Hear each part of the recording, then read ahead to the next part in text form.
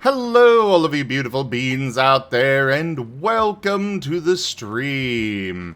I am Razim, and this is DevTales, as well as an Art Marten stream.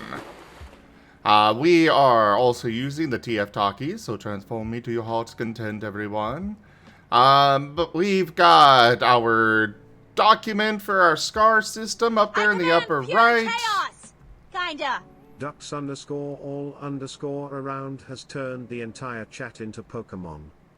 They can only talk like a Pokemon of their choice for 4 minutes.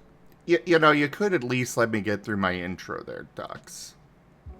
But anyways, in the bottom left, we've got an IDDo doing art. And in the upper left, we've got Placid Plastic Duck Simulator, because duck. But yeah, this is our SCAR system that we're working on, or Stories and Creatures in Alternate Realities. The system is available for open playtest on our Discord, as well as on itch.io.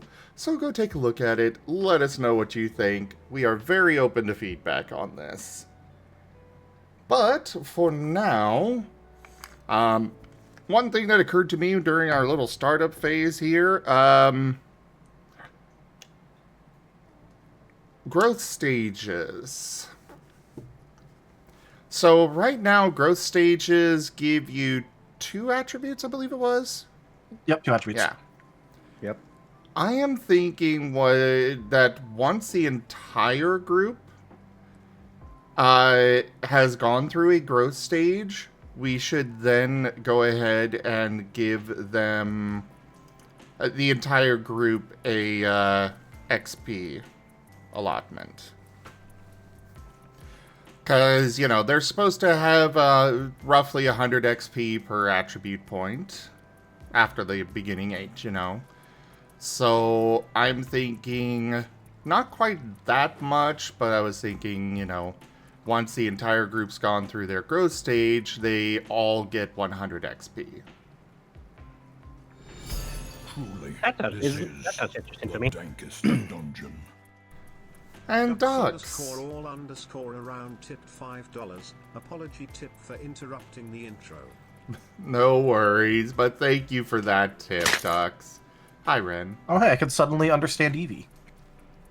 Well, that's because you play one enough. It's probably starting to sink in the tic-tac. Alternate idea for you then, Zem.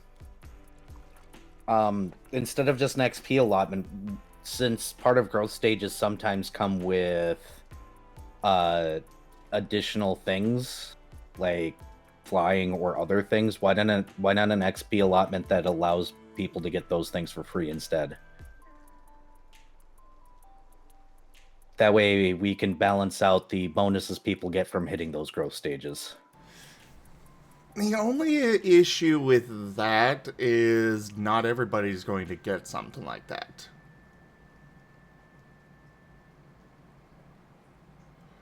But if we give them a lump sum of XP, then those that would suddenly have access to flying would be able to buy the flying feat, you know.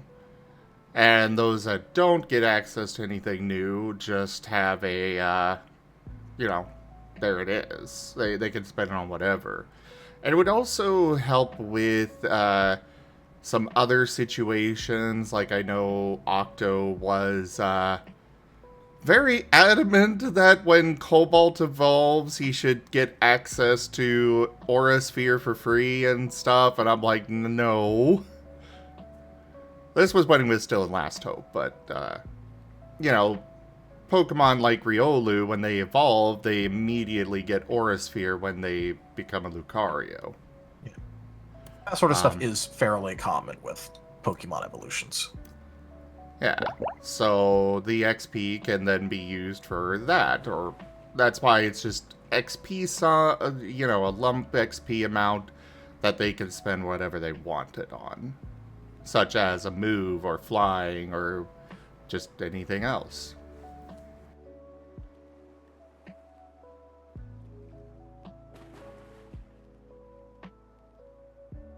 A generalized lump sum allotment would definitely be more Because, like, for example, it would also make it so that way, if people really cared, they'd push to have some sort of special movement type, just so that way they could, like, quote unquote, take advantage of the offer of getting that in particular for free rather than lump sum.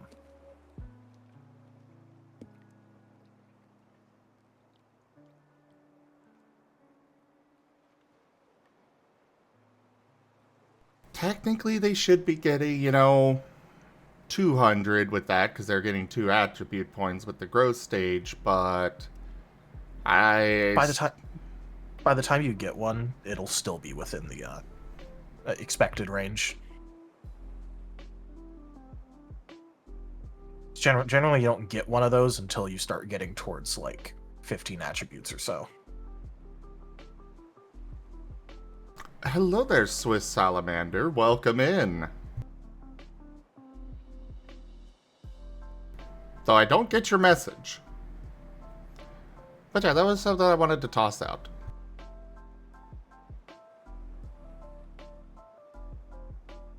And honestly, the difference between being at the lower end of the range and the upper end of the range for like a 15 attribute character, I guess I should put it this way. Let's say you're at a 15 attribute character and you're at the average range.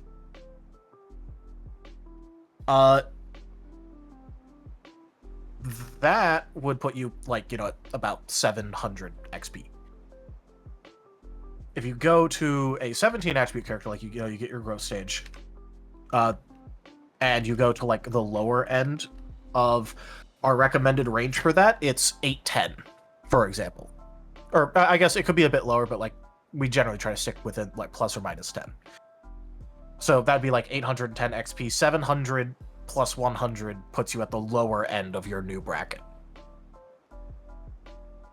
Minor follow-up question. When it comes to temporary evolution then, or excuse me, temporary brain shut off in the middle of that. The temporary version of this, would that experience would this experience also?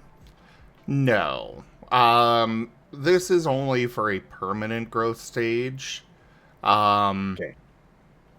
Which, in the case of Digimon, where typically it's handled that all of their evolutions are temporary, you can still go through the growth stage, after your first champion Digivolution. I would probably handle that differently, where you just don't get the bonus attributes for Digivolving back to champion, because you have it already anyways as a rookie. But I could see it still giving the extra health. But that's the other thing of the temporary evolution also gives you bonus health. Yeah, it already gives you value. Just curious as how that would be handled specifically. Figured I would ask now, because that will require clarification if this gets implemented.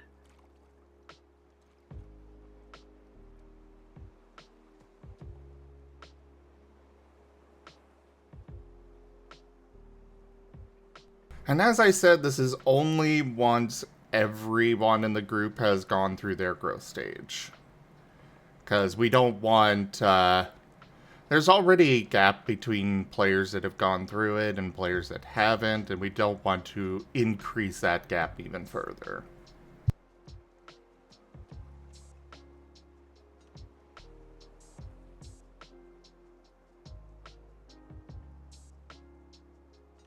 Yeah.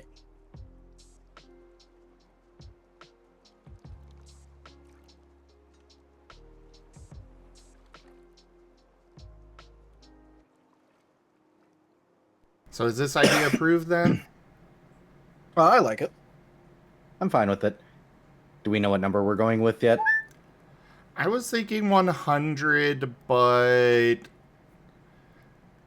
maybe... considering it's 2 attributes, I say make it 120. It'll still be below the average. for, 2 extra attribute points, but the storyteller can then pick up the difference there. Yeah. Plus, again, it puts you into the lower, generally speaking, for where we intend people for getting their first growth stage anyway, which we intended that to be around 15 attributes. Generally, around where that happens, it's going to be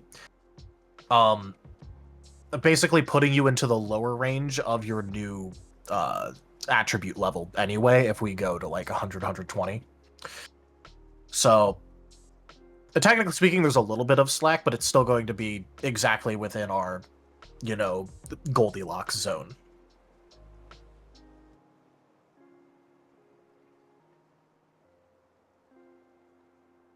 Then there you are. Alrighty, go ahead and note that down for us, Raharu. Also, Raharu, you should change your Taki icon. You're a Sekra rat. Yes, sure. It's an adorable one. It is a good little talkie. It is. Okay, could you repeat it one more time? Once everyone has gone through their growth stages, the entire group, they will get an allotment of 120 XP.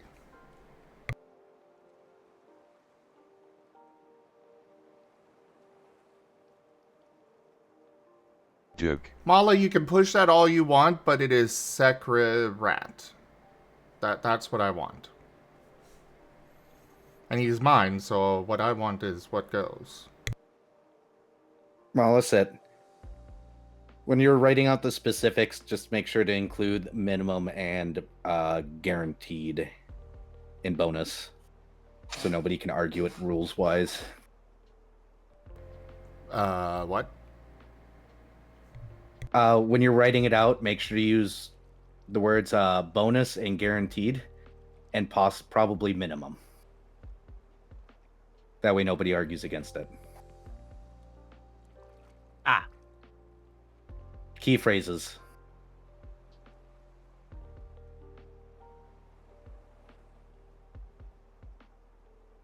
That was more of a heads up for Zim for writing it, though, so... I'm afraid I still don't understand why those would be needed. Sorry. In case storytellers don't want to give it out. Yes. So that way we're basically using wording that encourages that this is an intended part of the balance of the game that this happens. Yes. Okay. By using the word minimum, you're indicating that, yes, you can go above that. By using the word bonus and guaranteed, you're saying that this is bonus and guaranteed experience. So that way nobody can go, well, I just don't want to. I'm just ignoring that. I mean, they can, but also it gives a very strong argument for, hey, my guy. Like, if I read the rules that, like, if X happens, you guaranteed get this, and the storyteller goes, I don't really feel like it, I'm gonna be like, hey, my guy, wait. And if you use the word bonus, it indicates that you don't have to do anything extra to get it.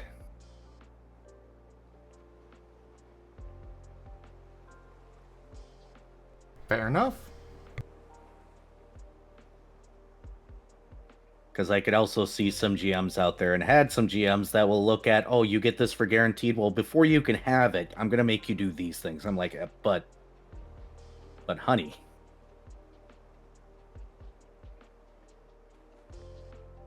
It doesn't say I have to do anything like that. Why are you making me go through extra effort?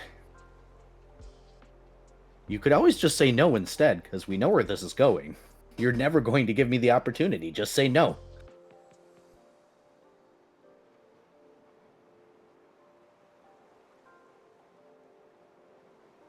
Fair enough.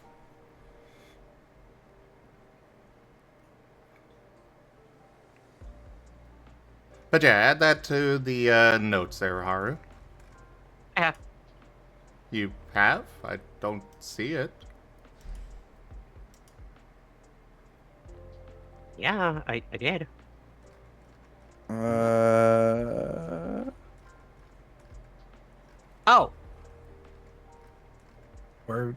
Oh, okay. You were on the 2024 notes. Yeah, I see. Oh, I was on the wrong one. I didn't realize there were tabs. Cut and My bad. paste. There we go. We add new stuff it to goes the at the top. top. Yeah. Oh. This stuff goes on top.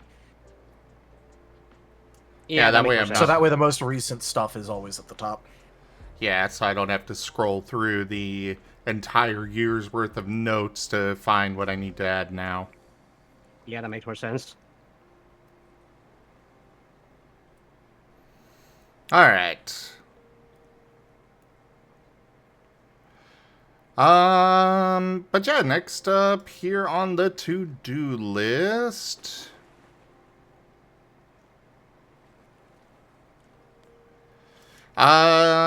So something that I realized the other last time we had PTV, teleportation, the primeval feature. Currently, you've got additional target ally, additional target enemy, and then also you've got the sphere area of effect. I kind of realized that there's not a whole lot of reason to have additional target and sphere. Because by default, you gotta touch the additional target. I guess it doesn't specify that in the rules, but it doesn't specify either way anyways. So maybe a clarification here or a change here. What I am thinking here is one less range band with the, like, basically you purchase short or medium range, and then with the additional target you can just pluck somebody up to short range away and teleport them with you. Though after the teleport, they would be right next to you. But thoughts on that? Just to make additional targets actually useful. Because, you know, Sphere just gives you essentially 8 targets you can teleport at once.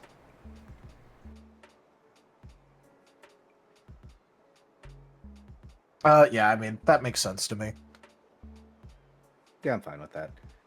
The alternate is weird. Yeah. Where it's everything in the sphere, period. But then we'd have to deal with that. And in most cases, I don't think that would even apply. Well, the sphere area of effect would be everything within 5 feet of you.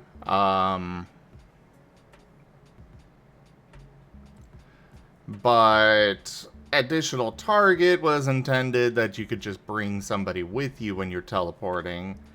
And sphere area of effect is the same thing. Except sphere is based on your location.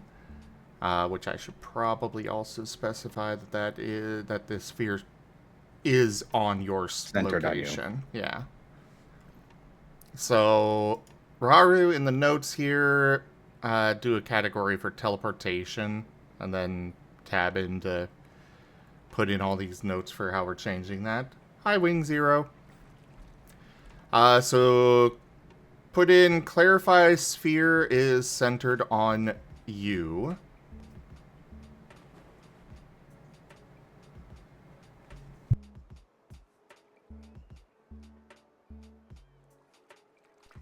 And you guys are good with the additional target being somebody within 1 less range band than what you've purchased? I'm fine with it personally. Yeah, that's fine. All right.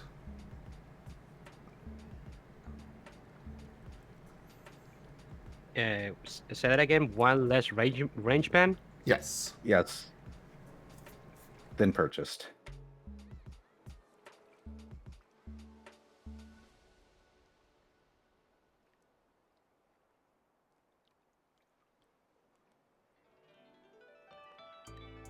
Go ahead and do an indent after that, and for that, target will be next to you after teleport.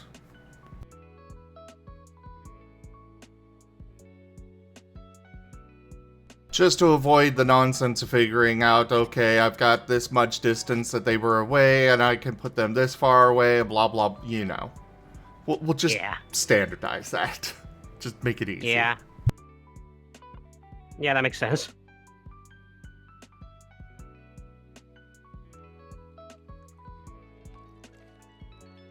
But that is that taken care of.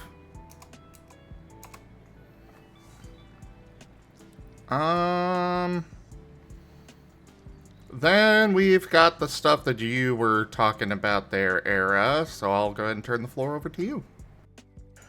All right. Let me pull up the notes just that way I know what I'm going over first. Okay. So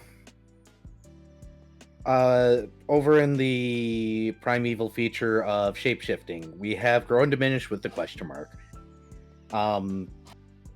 The way after napkin math, and Tal's probably already doing the math in his head, I was thinking that the cost to even pick it up should be 15, at most 25 experience, mainly because size differentials have only one effect and are actually relatively balanced in themselves. So I don't really see a reason of putting it too expensive. Just to have the access to it. As far as actually changing your size, I was thinking 15 cumulative would be best. So, you know, going up or down one size category would be 15 experience. Doing a second would be 30, ergo 45 total, etc., etc. So that way people aren't... That wouldn't be experience, then that would be stability, right? Yes, that would be the stability cost. Okay. This would prevent people from turning into kaijus until you're really late in the game. And then at that point in time, well, okay, kaijus happen. Well, also, you know, it means that they can do it, but they're very likely to immediately lose control. Yes. And go stampeding down Tokyo Lane. Yep. Exactly.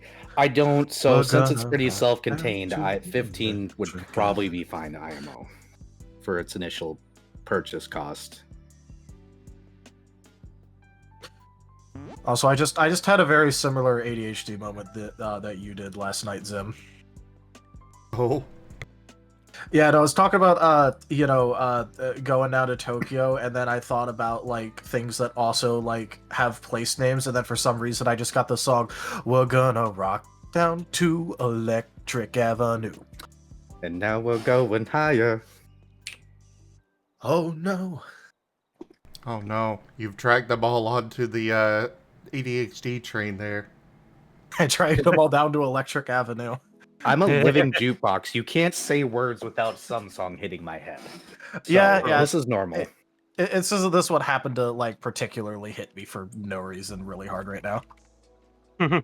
Anyways, time to go start playing Electric Avenue lowly in the background. Fair enough. All right, so I'm debating 12 or 15 XP for the grow or diminish. I'd say 15. I can, yeah, that would be fine.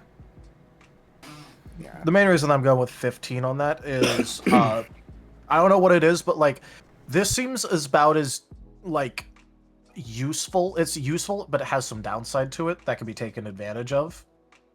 But also in terms of like power level, what I'd give being able to do this is like, you know, in accordance with one of the weaker special movement types. Yeah, and it has more a narrative impact, I think, than anything. So, yeah. Also, I do want to see somebody abuse it and turn into a kaiju and just lose control and laugh hysterically while it happens. I do as well. The problem that I've got here... what is the actual max for stability that we get? Or that they depends. Yeah, so... it depends if they pick up one of stable body, mind, or soul. Yes. So with stable body, mind, or soul, which is pretty cheap, actually, in comparison to, like, you know, what you get with it. it just sort of ends up being once you pick that up and start like actually getting to like mid game, you have a pretty good you could go +2 size or -2 size pretty easily. In terms of the total overall max stability, off the top of my head, I think it's 250. I'd have to do the So math. I think it's 5 per dot, and you could eventually have it so your body, mind, and soul all count. So at 50 attributes, 50 times 5, 250. I think it's 5 times certain dots, if I'm not mistaken. Let me check. Well, my yeah, but you math. could get upgrades to have the other dots count. Yeah. If you invest in it, you get a lot more out of it. Yeah. That's why I'm bringing up the max. The max would be 250 either way, and would mean that you, at that point, you have, you know... At that 50 attribute character. Yeah, you'd have to have a 50 attribute character, which nobody is intended to get to. Yeah. That's reserved for legendaries and gods. Yeah, even getting above 100 will still need you being at like 20, or getting to 100 would have to be at 20 attributes with every single stable upgrade. So, with that in mind, I don't know about the cumulative part of that on Well, stability. I don't think it's 15 and then you pay an additional 30. I think it's 15 per, so if you want to go to +2, it'd be 30. The notes here No, is... cumulative. Yeah, it'll okay. be cumulative. So the first size upgrade is 15. And then Okay, to I do it misunderstood. again, it would be 30, so it'd be a total of 45. And then the third one would be 45, so you'd add that in. This is to prevent it from going stupid. And give it I mean, somewhat of a limitation. Unless we want to just allow it to be stupid. It's not... It would only be narratively impactful, but it could be one of those things where, as I said, somebody just decides to go kaiju. yeah. Well, someone I decides to recommend go kaiju with, like, you know, let's say a... Because, like, I can immediately... Like, what I'm immediately thinking about is someone goes kaiju, they have the immovable brace upgrade, they spend 1 action on their turn doing brace, they do, like, a quick action preventative shield or whatever, or use it to try and do, like, something else, and then, like, you know, all of a sudden they have, like, a bunch more integrity and can stack up things, and... Which, you know, still gets countered by some other things, but, you know... It is a legitimate strategy. It isn't actually, like, overwhelmingly, like, good, but it's still pretty good. Yeah. Because dots would still absolutely fucking destroy them. Yeah, for me, I'm kind of weighing the benefits here, because, like, even going kaiju size... I mean, with medium, you get... You get -4 evasion and +4 integrity. That's all that changes mechanically for going kaiju size. Yeah. Which, That is to be true. clear, that is a big swing in both directions. It is. But it's But it doesn't change your health also... pool. Yeah, it doesn't change your health pool, and it kind of is like... It feels underwhelming for them going there, especially with that cost. All right. That's fine. It was a passing thought because maybe I'm still a little used to other systems where you also get the strength bonus, which we don't technically have, and maybe could be an upgrade to that. That might be something we want to consider then. Yeah, we might want to consider rules for size categories about, like, you know, difficulty changes based on size differentials. Because, you know, obviously if it's kaiju v kaiju, like, it shouldn't... You ain't getting any bonuses either way because, you know, you're the same size, but... If I'm like 4 size categories larger than someone, I should probably have like I should have a lot of minus difficulty on trying to like grapple them or something.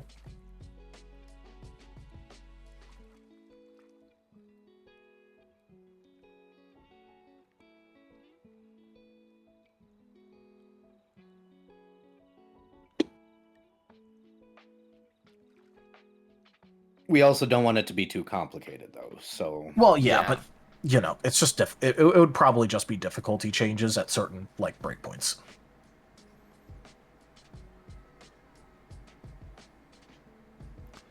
which wouldn't be too hard to factor, I guess. Yeah. If we included stuff like that, would this experience change make more sense then, or would that still be something we want to not do cumulatively? I You don't mean think- stability change. Yes. I don't think I want it to be cumulative, but I do think that the base should be higher. I'm thinking 25 per stage. Yeah, I'm fine with that. Okay. So 25 stability per stage that you are changing.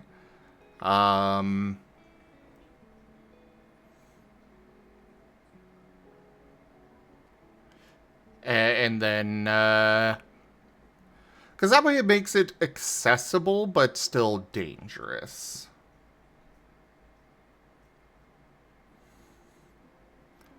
But, yeah, we should definitely come up with some rules for how to handle the size change, because it really... Where's it at? Oh, I see. The chat hut.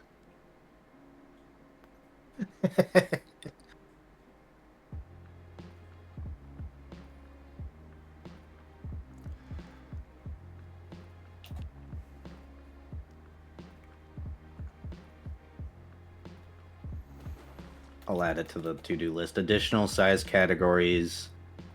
Additional rules for... I can English, I swear. Alright, so Raharu, go ahead and note down grow/diminish, kind of like you did with the teleport, do the category, make the category transformation, or shapeshifting, sorry. Because that's what we called that.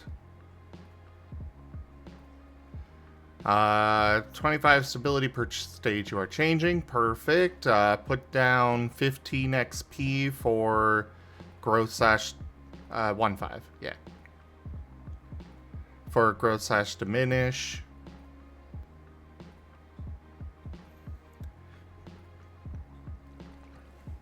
And I think that's... Oh, right, you were talking about subtle shift as well on this?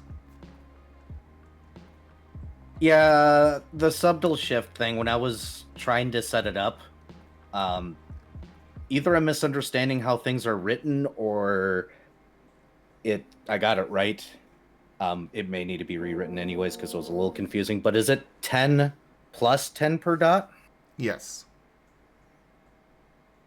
That 10 plus makes the math a little wonky. Yeah, so basically it has a base cost. So that way, in case you have 0 in a dot, you still have the dot. You still have the cost that you're paying to get to 1 dot. Yeah. So if you pay for 1 dot, is it 10 experience then, or is it 10 plus 10 experience? Again, Or stability. if you're at Or stability, sorry. stability. So if you're at 0 dots and you go to 1, it's 10. If you're at 1 dot and you go to 2, it's 20. If you use subtle shift to Yep. like, okay. you know, go it goes like that, yeah. So the reason why I say that is because the verbiage indicates that it's 10 plus 10 times dot. The way it was hard to read and get that. So we might need to rewrite that to make sure that's a little bit more clear. Yeah, it's basically 10 plus 10 per dot you have before the subtle shift. Yep. So going from 0 to 1 is 10 experience, not 20. Going from 0 to 2 is 30, not 40.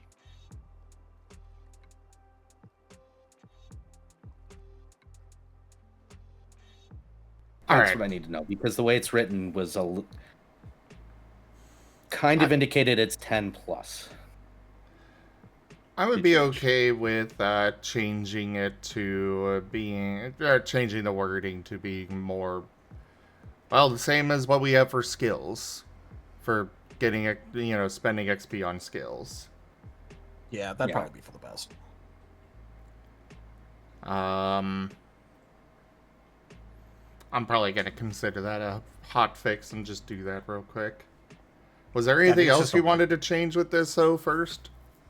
No, that was it, because when I was reading it through and actually trying to do the math on it, I was like, the way it read to me was like, oh no, this looks like it says 10 plus the price of changing, not just the price of changing.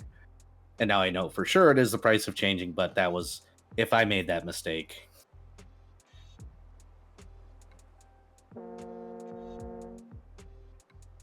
So no other changes. It was just me not quite catching the verbiage properly.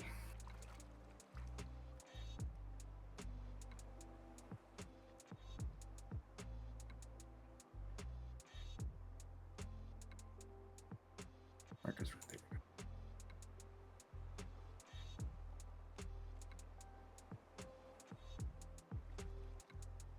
And I will update that mathematics later.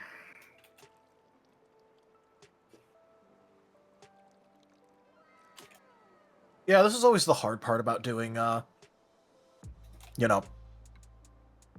this kind of work. It's literally, you sit there and you look at you look at the wording, and you have to worry about your exact wording on things in order to make sure it actually works. And even professional, let's just use card games as an example. Even professional card game, people will literally just make a small little mistake that technically means that whatever they printed doesn't actually work, and they have to put out an errata announcement basically going, shut the fuck up, guys, you know what we meant. Yeah. It's why there's a lot of times in there are a lot of times when rules questions come up in the tabletop games where I'm like, that is not how I intended for that to work. Sometimes it depends on the situation, but sometimes I will go, all right, we'll go rules as written and I'll fix it later, or I will just say, no, this is how I intended it. I'm going to fix it, but we're going with how I intended it. Yeah, basically you look at that and you're like, oh, I see where the problem is. Also, fuck, we're doing it that way. Exactly. So it's that, and we also have to think about the new readers out there that have never experienced the system before, and touching something for the first time, we need them to be able to hopefully understand it. Yeah. Okay, for the day when this ends up in the hands of somebody who doesn't watch the stream. Yeah, which, eventually I am planning on, going around to, local areas and being like, hey, guys, look at this thing. What do you think of it?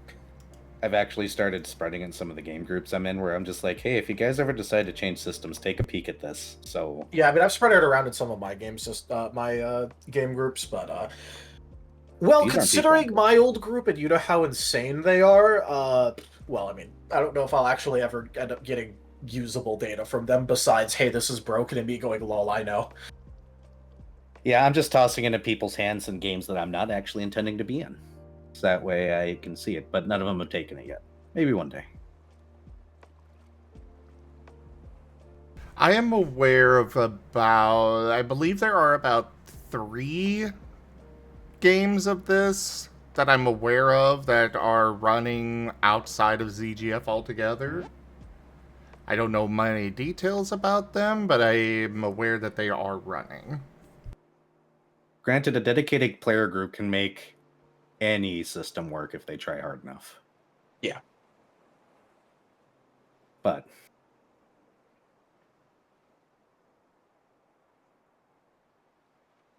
that is a random side note.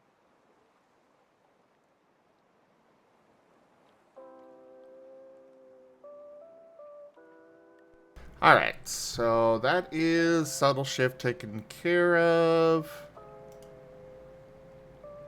We got growth diminished taken care of. Ah, I see you added growth diminished to moves. I would say no to that. That would be more of a magic thing if we were to implement that. I did mention that earlier, but yeah. Yeah. No worries. It was something to toss in. Yeah.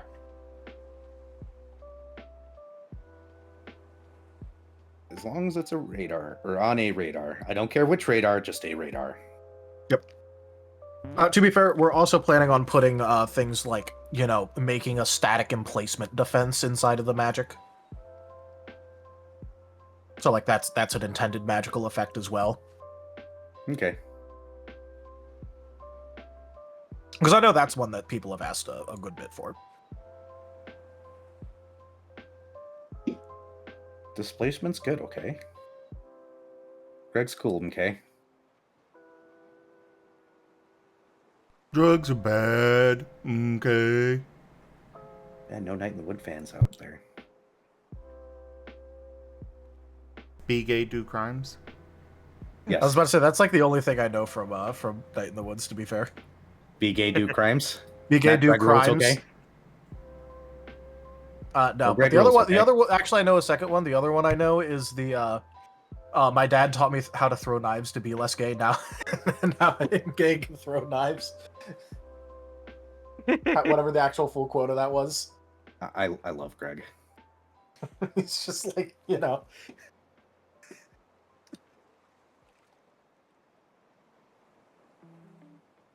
Throughout the entire game, Greg just says random shit like that, by the way. So, Yes. Greg rules, okay? Oh yeah, here's the photo. My dad taught me to throw knives to make me less gay. Now I know how to suck dick and throw knives. Lamau. I'm out. Is that really what it says in the game?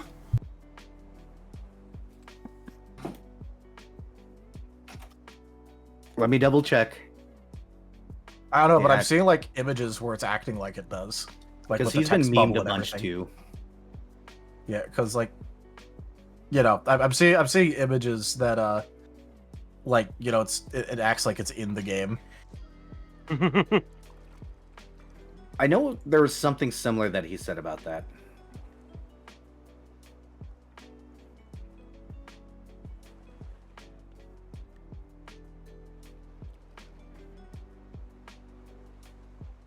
Nope, that exact quote is added in. It's not actually there.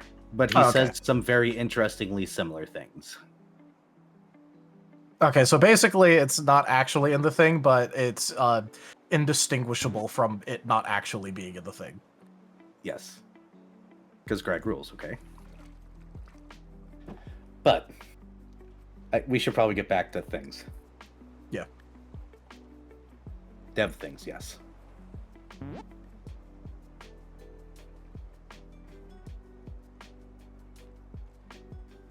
Alright, so... do we have any ideas now for what else we can have for size category changes? You know, what with that front? I mean, I have like ideas, but I need to test them first. I have very generic ideas, but Tell needs to test them first.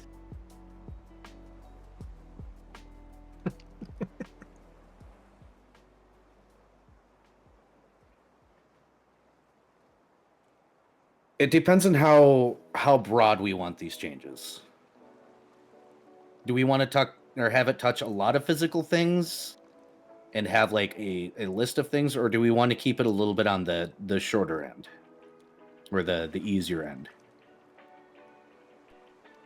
I definitely want it to be easier rather than difficult.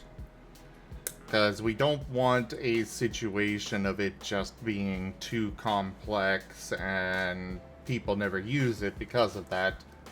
Or, you know, the flip side of that where people are using it but nobody else knows the rules, so they just kind of make up shit. So, I would say easier side. I don't want it to be too drastic.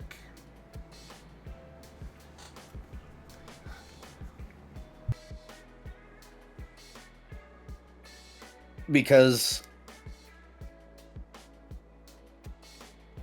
one way we could go about it is...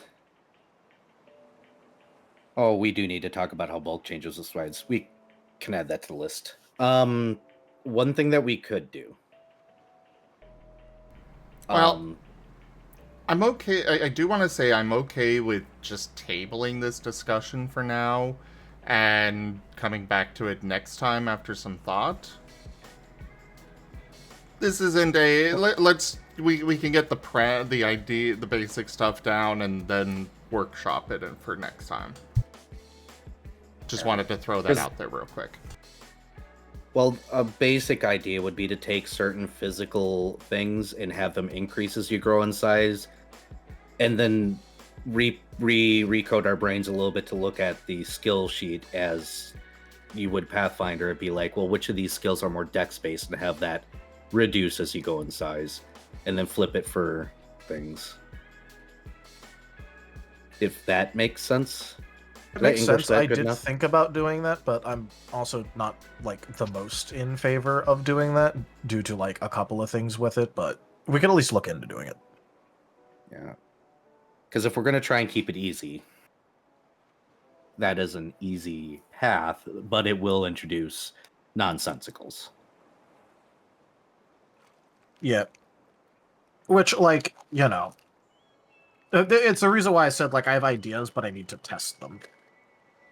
We'll give I was planning Taldarius on tabling it. Okay. Let's just table it for now. We can throw bulk into that whole discussion as well.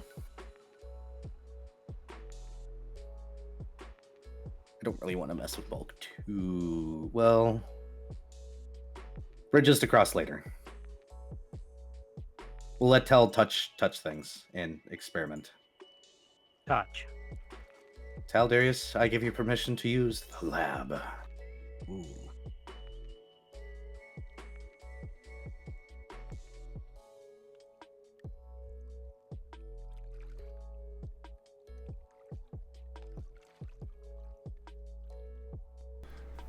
The Fluffy is drawing an art fight attack against Zeta. Ooh.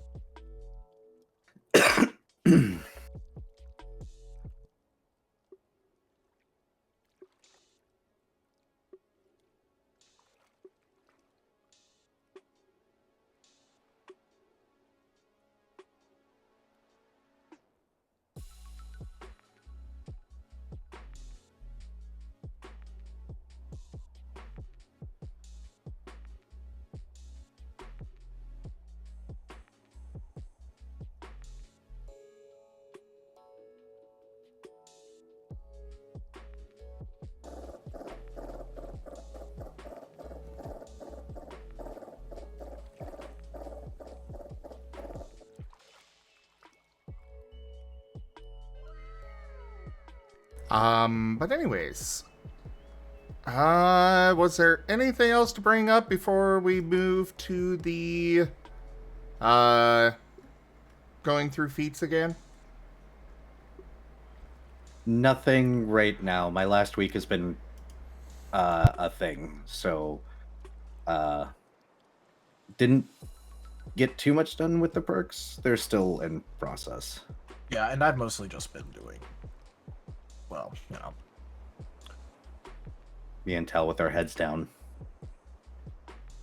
Well, you know, to be fair, I've been catching up on and taking over the whole magic thing, but that also involves doing a whole lot of like looking over what's already there, deciding, you know, what I'm going to keep, what I'm not, what I think needs to be moved around, X, Y, Z, yada yada yada. Yep, I know. Patch the dragons. Give me 1 sec. I'll be right back. Okay. The good news is my flooring's in and it looks absolutely stunning. The bad news is they screwed up some parts and they're coming again tomorrow to fix up the parts they fucked up. Not nice. Very not nice. No, they're minor things. I'm more angry that it's less about them messing up in certain regards, because like one of the spots they messed up is the edge between my bedroom and the hallway, and I'm gonna rip out the carpet in my bedroom anyways because there's hardwood under there. So it's like, oh, the carpet's a little messed up. I'm not mad that it's messed up. I'm mad that they messed up and didn't say anything or even attempt to fix it, just shrugged. Like, if the guy's head would have been like, oh, we screwed up over here, is this a big deal? And I would have looked at him and been like, no, just, like, you can, like, rip it out all the way to there for all I care. I'm ripping it up anyways. But the fact that they screwed up and tried to hide it and said nothing makes me mad. It's the equivalent of the actual, it's not the actual issue, it's the principle. Yeah. Or the corner where they ripped out the edge molding and put nothing back down. When I walked past, I was like, why is that gone? Oh. Well, do you still have the pieces? Oh. Are you guys just going to leave it like that? Yeah. What the hell? Were you hoping I wouldn't notice? Oh, we're missing a piece, so we can't finish this. Why didn't you tell me? I would have gone out and bought it. Like, I'd rather you finish it. Like, come on.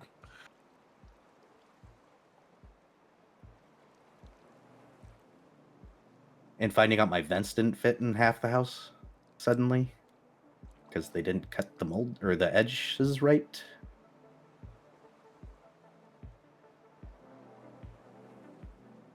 Yeah. Meek school.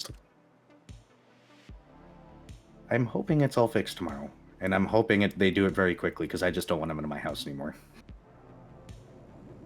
I mean, yeah, I wouldn't either after that. Indeed.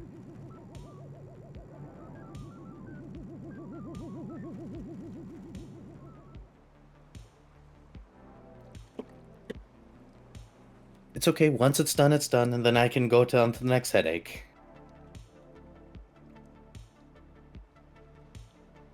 Getting new gutters.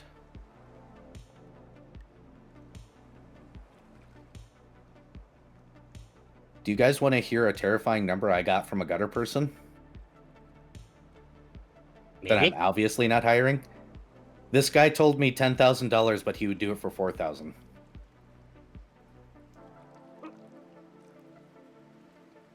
So when somebody gives you two numbers like that, do you know what you don't do? You don't hire them. Yeah. Yeah.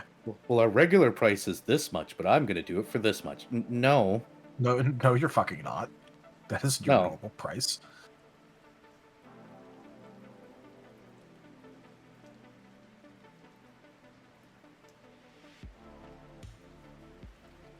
What you're going to do is you're going to fuck off and not come back. Okay, can I get that in writing? Oh, this is a third mysterious different number. Yeah, don't call me. And it's just on a sheet of paper? It's not like an actual write-up? Gotcha, you went into your car and made up numbers. No, leave.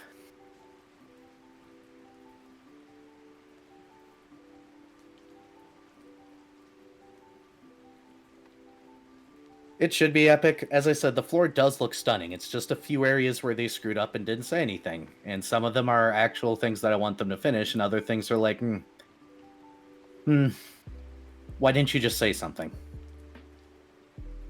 Saying something is free.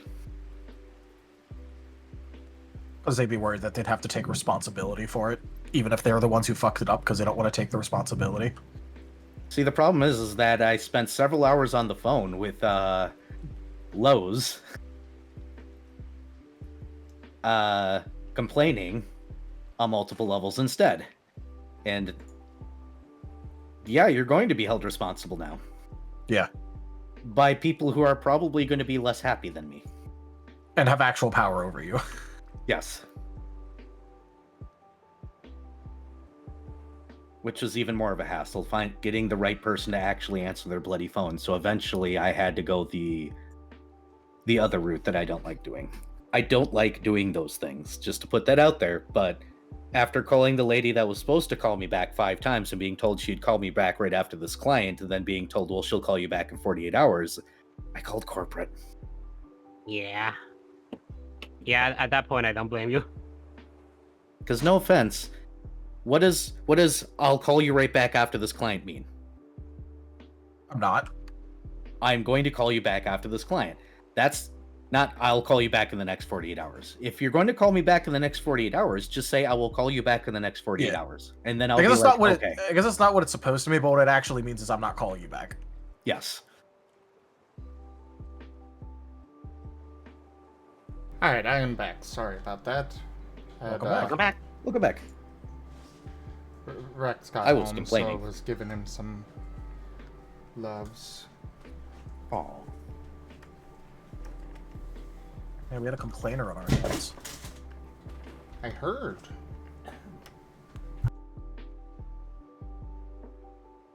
Last week has been less than dealing with it and more of dealing with it. And just being generally angry. Alright, so where are we? Feats. Well, that's we had right. just finished with most of the other stuff, and now we're on feats.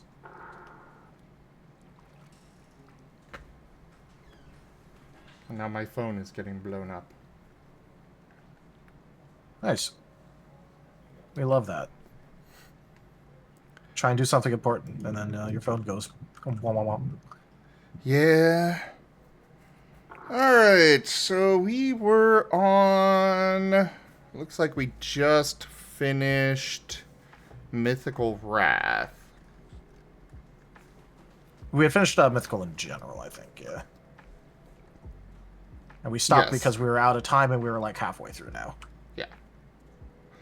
You can see how I was doing the notes for this section there, Raharu. Where? With the 7-3 notes. Yeah, the previous dev sessions. Hi there, Enja. Actually, that would be Whiskers Did you- messaging me.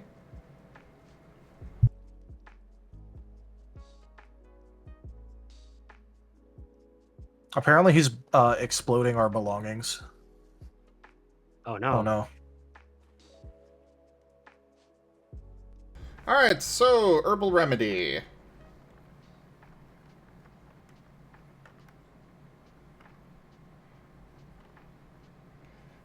Your expertise with nature allows you to have a supply of herbal remedies always on paw. These remedies can be consumed to do 1d6 restorative healing. Alternatively, these remedies can be used alongside a healing ability to do 1d10 instead. Either way, this remedy also grants the recipient a +1 to their soul save. We should probably clarify how long that lasts. These effects These effects about to persist say, beyond the current scene, but dissipate after a full rest. Each recipient may only benefit from this once per full rest. I was about to say, look at your own notes section, my guy.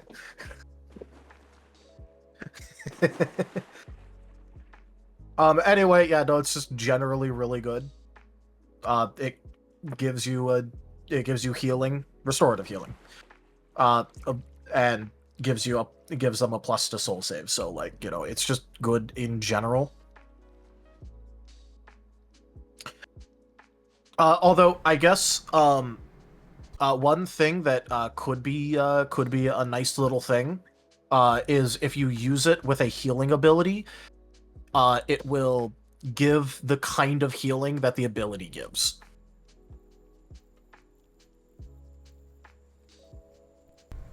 How so? That might be an interesting thing. Oh, you mean like like- true heal or preventative? Yeah. Honestly, I worry that this feat is already too powerful. I don't know if I want to allow it to possibly do true healing, even if they purchased it on the move. That's fair.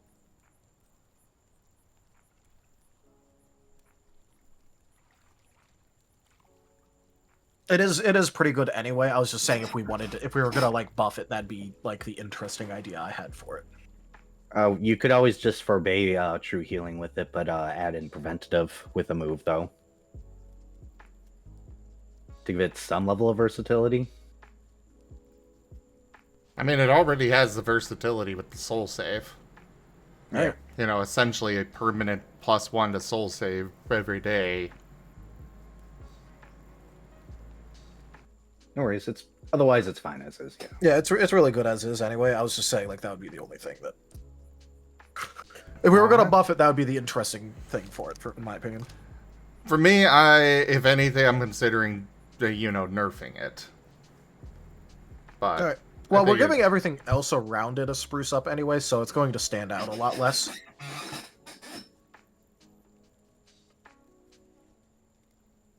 We can always round back to it after we're done. Yeah. We can look if it's still standing out even after, like, the round of buffs. Because we're making a lot of things scale. This one does not. It is... It's pretty flat. Yeah. So, I mean, I guess... It is... You're right that it is flat, but it's also a... While it doesn't grow, you also look at it and it's... even at level... even if we get to 50 attributes, the potential of 10 HP being restored is always going to be good. True. That do be true. That is literally a fifth of your HP at that point.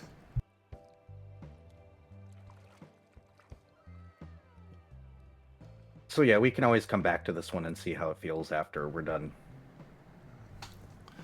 Alright. Well then, Naturecraft. You are able to identify and manipulate nature. You are able to predict the weather for the next 24 hours. You are able to cause plants to grow rapidly, providing storyteller approval. Additionally, you may activate an aura that causes vines to grow in the area around you, creating difficult terrain for enemies moving through it. The aura effect of this feat requires a quick action to maintain. I believe we were getting rid of the quick action thing. Yeah.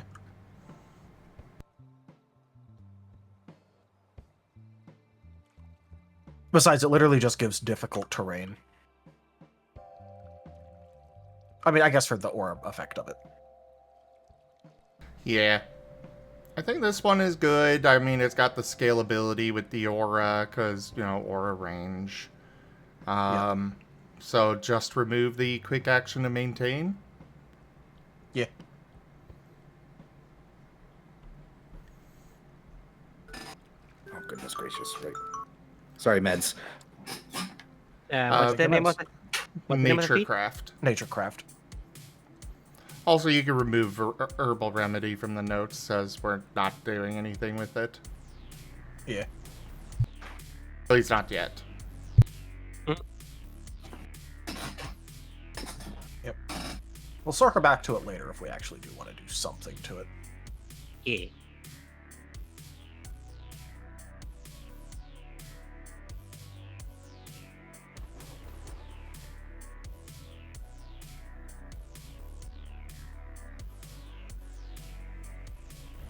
Alright, so Swarm Tactics.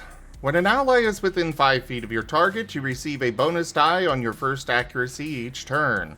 If both you and your ally possess this feat, the bonus is changed to 2 dice each. Regardless of whether an ally is near your target or not, you may count 1 die of your roll for a lower difficulty. This may exceed the normal maximum, so by default, one result of 6 on your roll will count as a success. In order for your ally to receive this extra bonus, you must also be within 5 feet of the target. If you are fighting at range, you may still benefit from the 2 bonus dice, though your ally will not.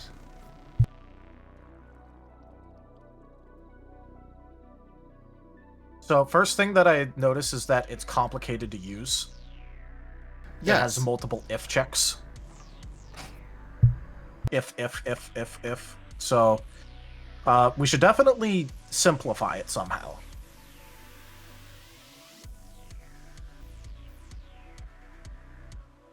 Because, using that is not automated, and it requires knowing a lot of things and all of that, so...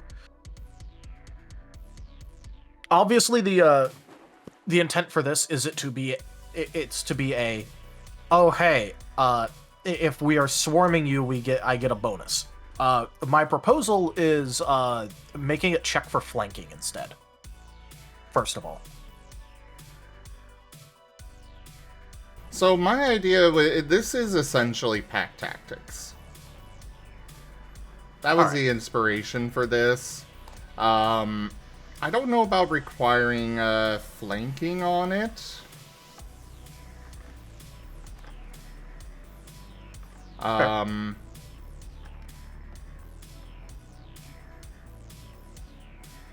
Because, I mean, you already get bonuses from flanking, which I think that was lower difficulty?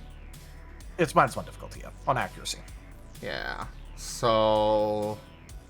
Follow-up question, I can feel Vari getting angry at me the moment that he sees this. Did we possibly want me to move or take this and make it into a perk instead? Well, then we would need a new nature affinity feat. Yeah. And, like, And I'm also, fine with this being here. I think I would rather have it be a feat that anyone could potentially pick up. Okay. It's okay, Vari would probably have killed me.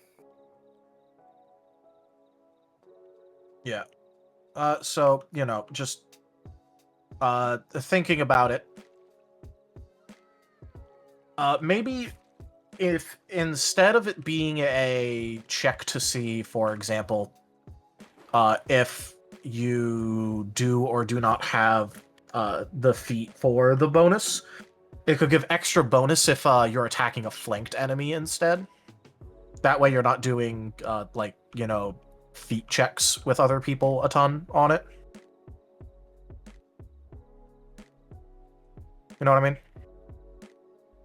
Sorry, what was that?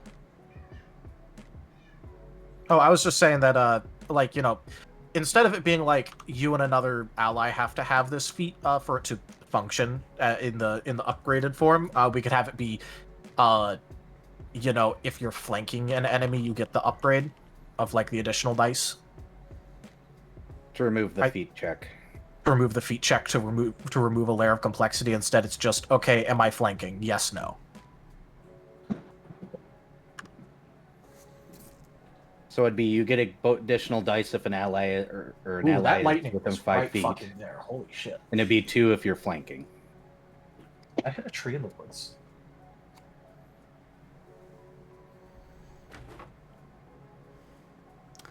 I'm sorry, Era. I kind of missed that because... Cow. Yeah, sorry, there was a lightning strike, like, literally just outside my house. The ADHD is strong with this one. No, I mean, like, I have an open window right now. It's not actually raining. It was a dry lightning strike. Whoa. It was right there. It was loud as fuck. A sunstrike. So what it tells basically saying is check 1 is as if an ally is there. You get +1 die. If you're flanking with an ally, it's +2 instead of checking feats. Because that way it turns it instead of feat checking constantly. Instead, it's just, am I, like, you know, do I have an ally next to me that, like, is also, is there another ally threatening this target? Yes, okay, I get +1. Am I flanking? Okay, I get +2.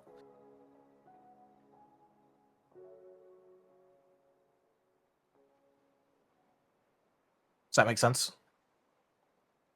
Yeah, that makes sense. And, yeah,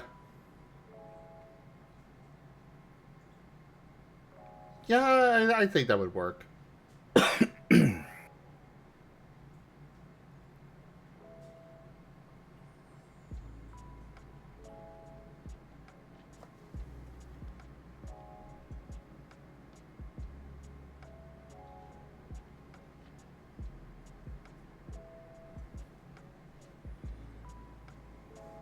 Yeah, it's just that to me, that's the, you know, Easier. easiest way Yeah. to have it still function as intended while making it not be, oh my god, I need to check so many things constantly. Understandable. Yeah, I'm good with that.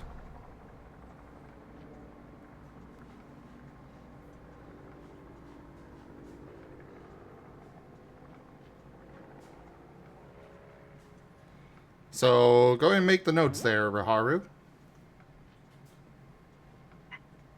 What's the bit that we're chaining? It's pack tech, or not pack tactics. It's Swarm. swarm tactics, which is our version of pack tactics.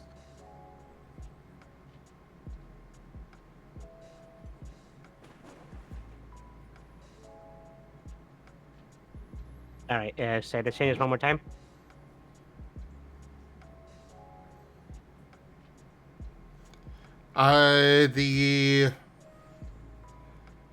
If you're flanking a target, you get +2 dice on accuracy. If you are, if you have an ally within 5 feet of the target, you get +1. I guess we'll just do it that way instead. So that way, you know, you're flanking, which obviously, well, that would still require an ally. Well, technically speaking, you don't. Technically speaking.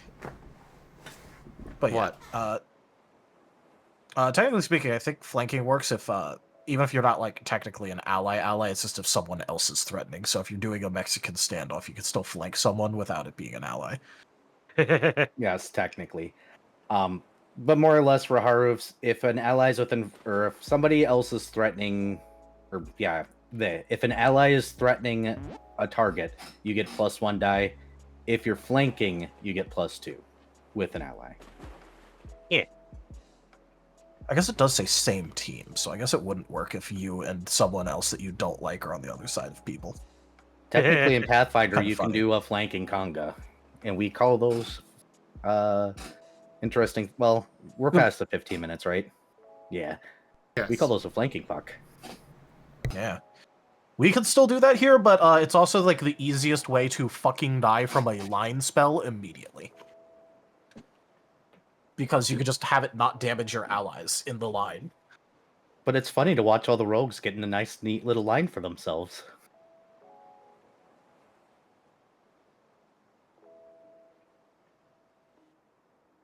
I hate you, but I hate him more.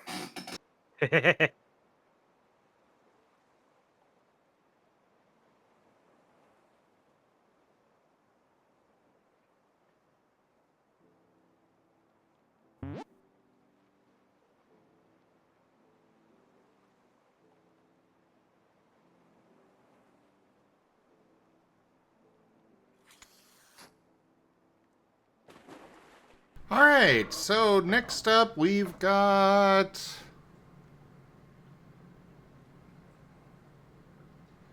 Necrotic Affinity, Cursed Attack. Your attacks carry a shred of your necrotic energies with them. When you hit someone with an attack, you remove a die from their next accuracy roll. You may affect multiple targets at once, but you cannot stack this debuff on any individual more than once.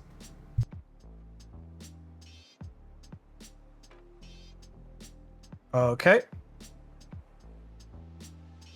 I guess my immediate thing is Lamau AoEs. With that. Mao AoEs. AoE bypass accuracy. Congratulations, all of you have -1 dice.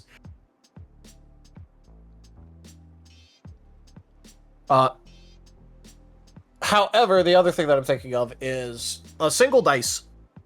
Not too much. Single dice, in fact, does very little usually. On the other hand, there's no... It just, like... There's no soul save on this. It just affects them. So it bypasses soul save with a very minor effect. And if you combo this with an AoE, you can be really mean to a group of people. Crowd Yeah, control. but then again, it doesn't stack, so it's only -1 accuracy for everyone. True. And it's only 1 accuracy, so if they're multi-attacking, it doesn't affect them their entire turn just for the first attack. Or if they use like a quick action attack or something, you know. But, okay. So, on one hand, having reliable the passive effects. I generally love those things. On the other hand, it doesn't feel like it has a lot of impact. You know what I mean? I could definitely agree.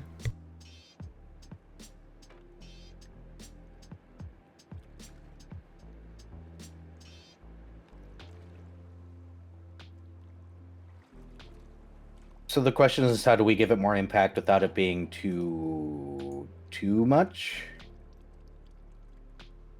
Well, I guess we'd have to give it scaling of some form for sure. Either that or like have it be a guaranteed, like -1 accuracy success on their first attack.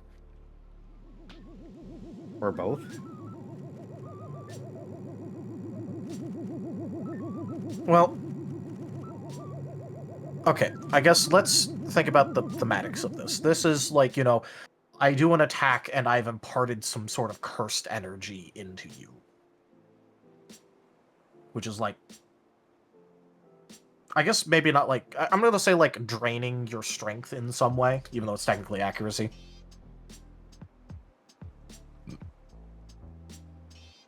So what can we do with an effect like that?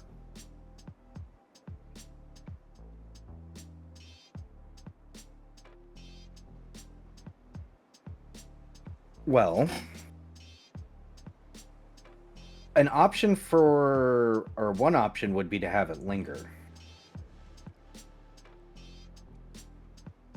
If we don't want to change the dice amount or have it become an automatic or a guaranteed -1 successes, it could last a number of rounds equal to one of your scales. So it starts off minor, but it's a lingering -1.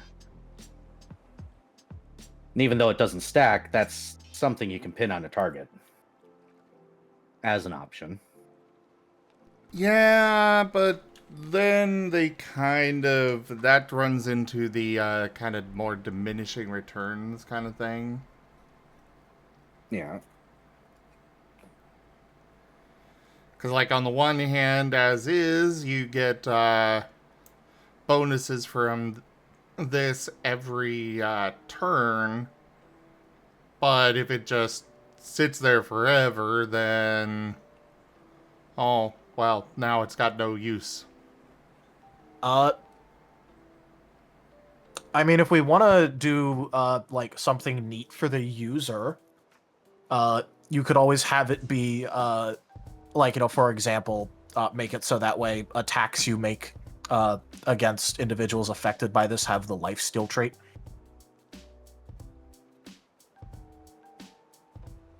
Or, like, you know, something like that, you know? The what?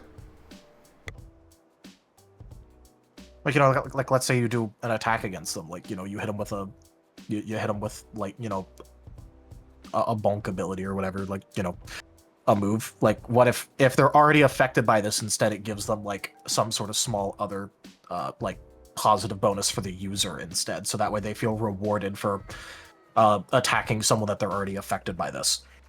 And the one I just threw out there, like, off the top of my head was lifesteal, but that was just more to, like, toss something out there.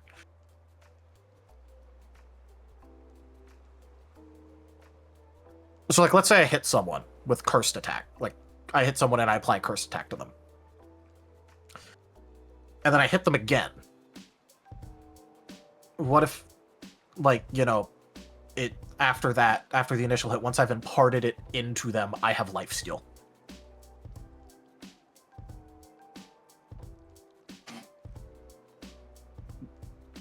That would favor a particular set of builds, though. Yeah, I guess. That would just that would be a Furry or Furry build or AoE build at that point in time. Nah, Furry gets almost nothing from that. Yeah. Well. And AoE lifesteal, they only get the highest lifesteal they would have gotten from the AoE. Yes. That part I'm aware, but that still favors that kind of those builds.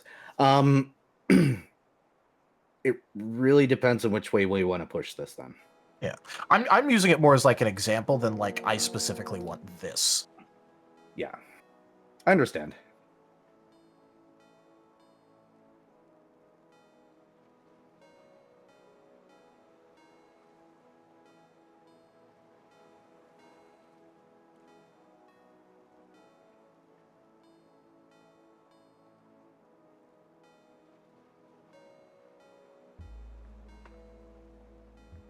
Or I guess as like, you know, another example, what if it gives you like a success of some kind if you use it against someone that already has this?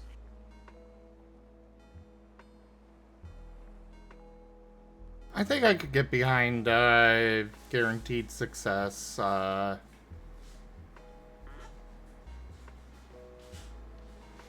could get behind that idea. Where it's... We can make it a -1 success for the target.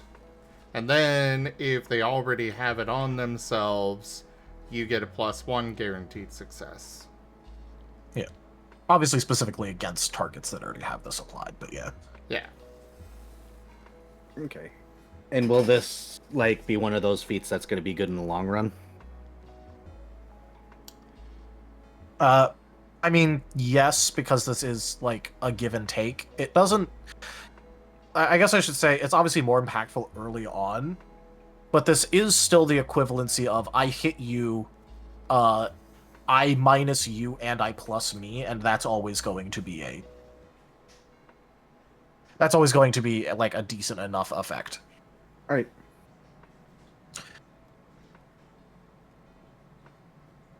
I guess, you know, obviously if we want to, we could do like, you know, some minor things to it, but Then it becomes complicated. yeah.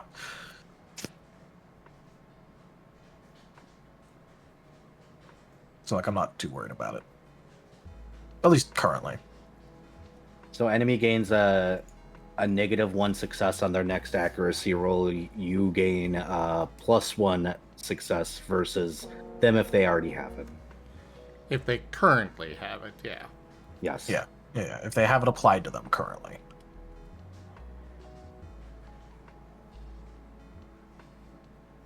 Follow-up question: Does this stays until the end of or the beginning of your next turn, I assume, or is this something that Until stays they there clear until okay? Then Until we're they good. use it.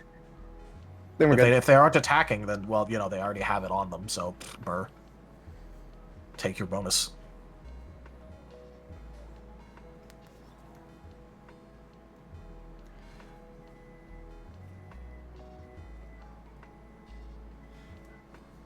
Yeah, I think that's good. It could definitely help with, like, healers, especially. Because, you know, healers, they may not be attacking on their turns, and thus they wouldn't be able to get rid of this. And so you can burn them down real fast. I think we'll also put it that it can trigger multiple times. Like, you can stack it, but only once per turn. So basically, an enemy can only gain 1 stack of this effect per turn. Yes. Ooh, that could get super nasty. It could. Yeah, but that's part of the point. Yeah. I mean, this All is right. a curse you're putting on them. Now, if Spike only ever did damage.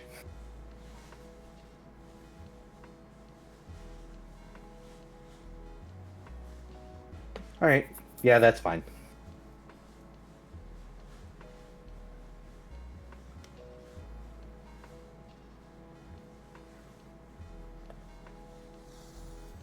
Alright, so next up, we've got... Oh, right, we need to get that noted, Raharu. Yeah. So, Okay, cursed was, attack... Cursed attack.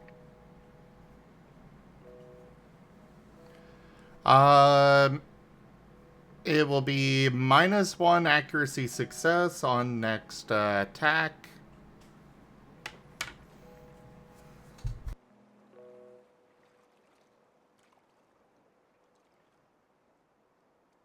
Mm-hmm.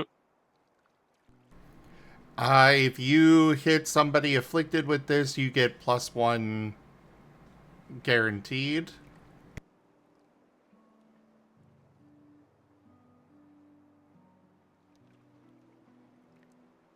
You get +1 guaranteed. +1 of what? Accuracy. Accuracy? Yeah.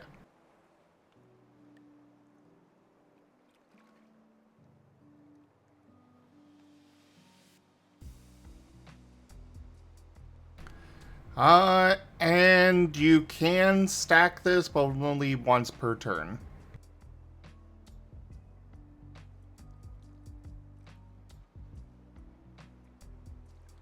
Then may I make a request? What's that? That you never use this on Ren, because you don't need to. We'll see. Watch as it's after you use this, he rolls a mega success on you. Probably.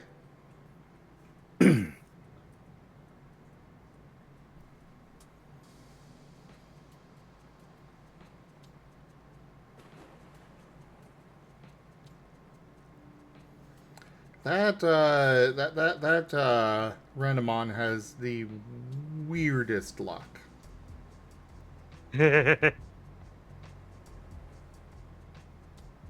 Can't call him a Weasel because there's no more Ren, there's only Hyro.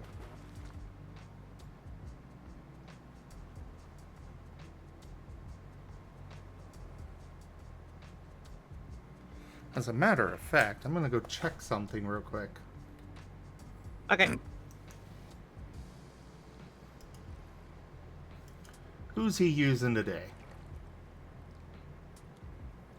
Is he streaming? He is streaming. Oh, he's actually using his Weasel model for once. Wow. I don't know, sounds fake.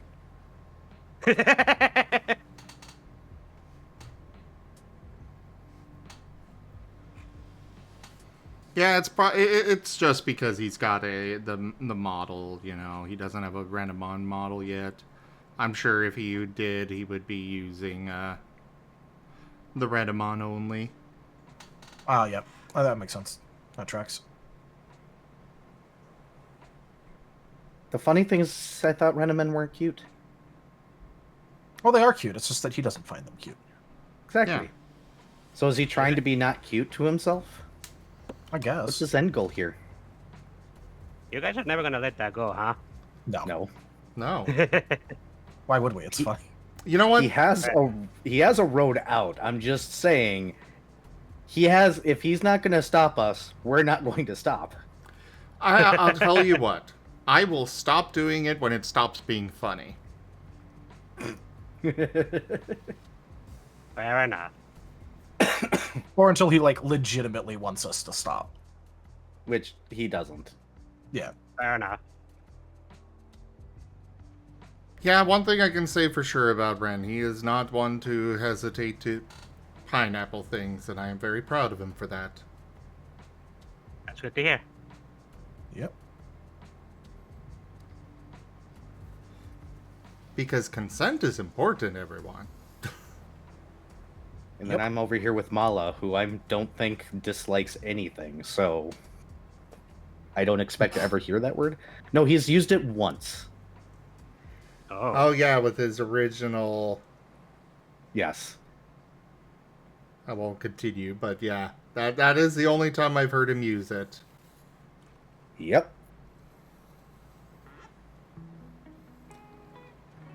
Even still, I feel bad bullying him so much.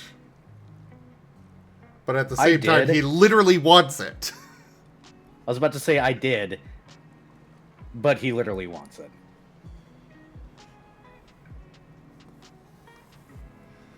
He knows how to make it stop.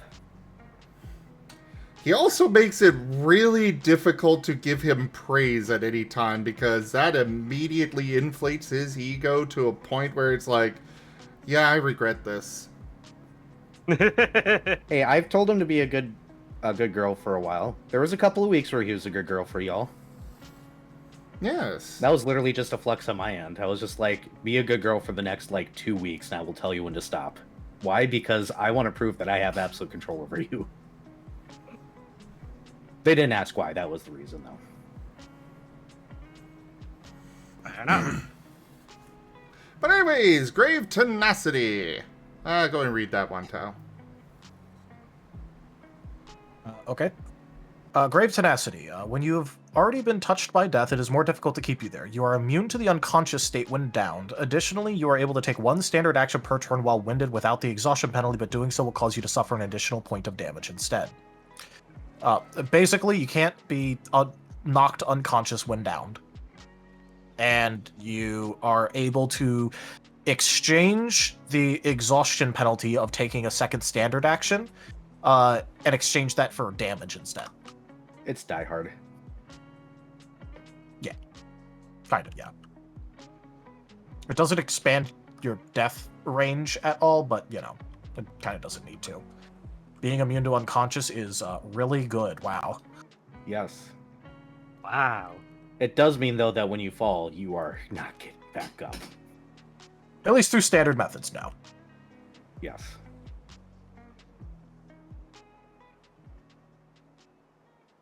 I think that one's generally good as is.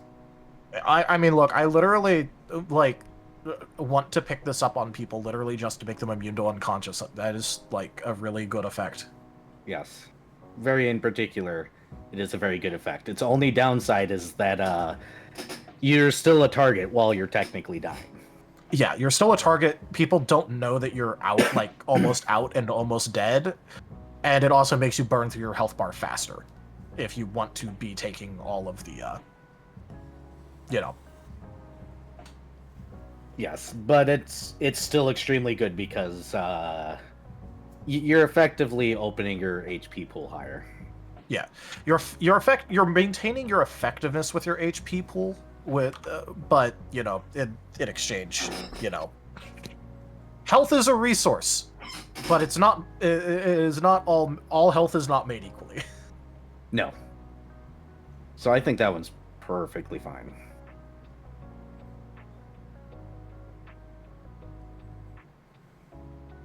Yeah, I mean, like I don't have any complaints at all about it. It's great. It's useful. It has, like, you know, actual play to it because it also depends about what you're, you know, using that on. I mean, like, look, even just having Grave Tenacity and like a healing move, and basically going, okay, I'm taking current health damage, but I'm gonna try and heal myself out of being downed. You know, that right there is already okay. I'm trying to make a play here. It enables you to try and do things, which is importante. All right, so we'll leave this one as is then.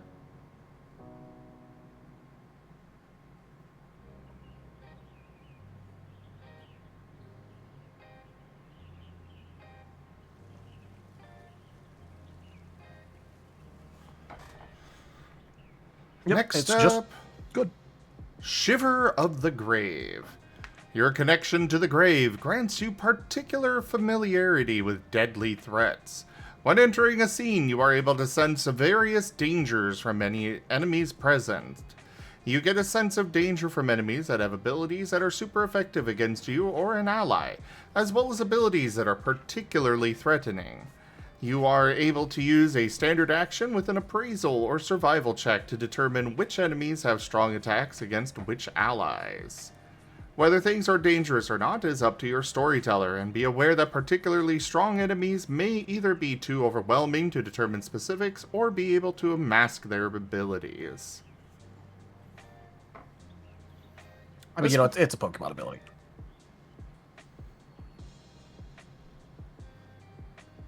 Was this? Yeah, this is a Pokemon ability. Anticipation. Well, fair enough. I've lost track of all of those. I did start going through the Pokemon abilities and turning them into feats, but I forgot which ones I've done. Yeah, Anticipation is the Pokemon ability where it causes a Pokemon to shudder, if you've ever seen that. You get that if they shudder if the opponent has a super effective move, an Oko move, or either self-destruct or explosion. Cool. Wait, I no, mean, I would that's shiver in that's the face Gen of 4. self-destruct. That's the Gen 4 rules. I don't know if it still triggers on self-destruct or explosion. I mean, I would. No, I'm saying like I don't think it counts that anymore. Hmm. I know it works in Gen 4 though because I nuzlocke Gen 4, so I know it self does. Understandable. Well, anything to change here? I mean, you know which ones. It literally just lets you know which ones will have a thing. The only thing that I could think of is that this does knowledge check people a bit. Well, you'll know that someone in the encounter has something. I should probably do a little bit of wording update. Yeah. But the intention is you'll know that somebody in the scene has these abilities. Or has Yeah, this stuff, and then you need to do a roll to determine who has what. Yeah, so what I'm saying when I say a knowledge check, it means that people need to know, like, okay, I have a, like, when people are designing encounters or for the storyteller, I have this type, this type, this type, this type. Are any of my players weak to that in particular? Like, before the encounter even starts, when someone has this. Fair, though, storytellers should be taking that stuff into consideration anyways. Yeah, I know they should. I'm just saying that this will. As an effect of this, if someone has this, it will, like, forcibly knowledge check up the storyteller every time.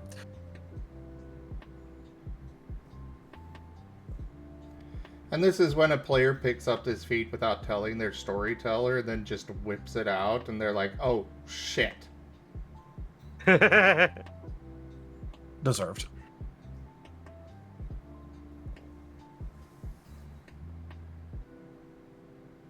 Specifically deserved if, like, oh, hey, you're not keeping track of what your players are actually, like, good against or weak against and taking that into account in your design. Congratulations, you have now been, like, RKO'd out of nowhere. I mean, to be honest, I keep track of that stuff when creating the character, but when I'm running, I don't necessarily always have that information right on hand. Yeah, I was about to say, I'll do it when designing, but, like, I won't, like, mark it down. But also, on the plus side, now there's that very nice and fancy chart Yes, chart there's a selector calculator that you can just look at, and it just tells you.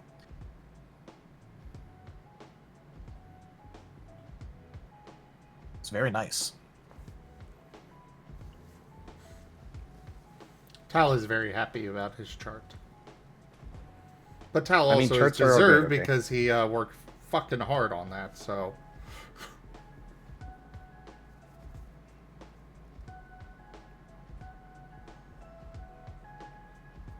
Very. Alright, I don't so think there's anything anything... we could do to this one. Yeah. Or really should do. Also, this Yeah. one was not called Anticipation, Raharu. No, that was the Pokemon. Yeah. What is it called right now? Well, we're not making changes, so it doesn't matter, but... Yeah, it's no changes, so. I just noticed on the notes that you wrote it down as Anticipation, but, Whoops. Yeah. Sorry. Alright, Poison Affinity. Personal Antidote. Your knowledge of poisons gives you the ability to assist your allies with conditions. When you treat them to help with removing it, you grant them an automatic success on the roll. Yeah, so there's one thing that I need to bring up about this immediately, which is personal antidote looks inside. You can't use it on yourself.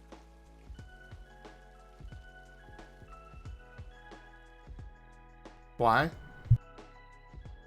It says, would you assist your allies? And when you treat them, you cannot give it to yourself at all. Look, you can't antidote your poison. You need your poison. Ah, I see. I see.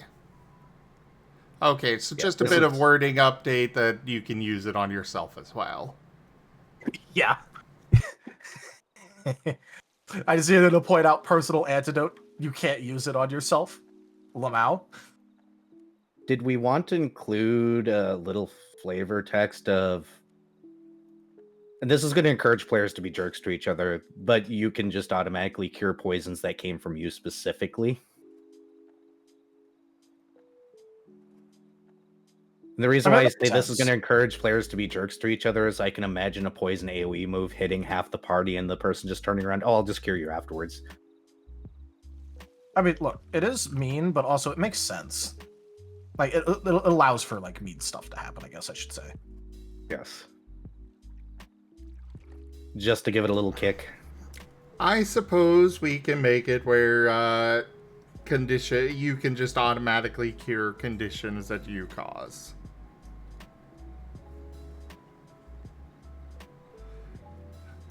On others, not on yourself. Yeah. I was about to say, don't let this apply to self. Yeah. Yeah. No, because then you're going to get that person that just sits there half the time poisoning the heck out of themselves to gain a bunch of benefits and is just like, I'm cured. Yeah. So yeah, we'll go ahead and add that as well. Do not rename to impersonal antidote. For Haru.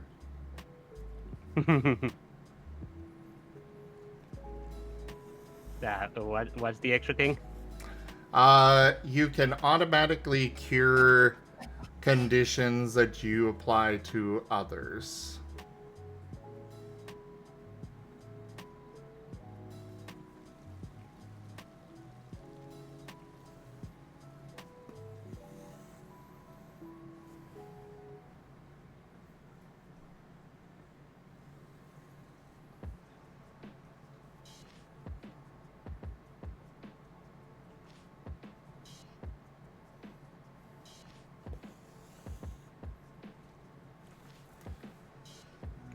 Well, Epic,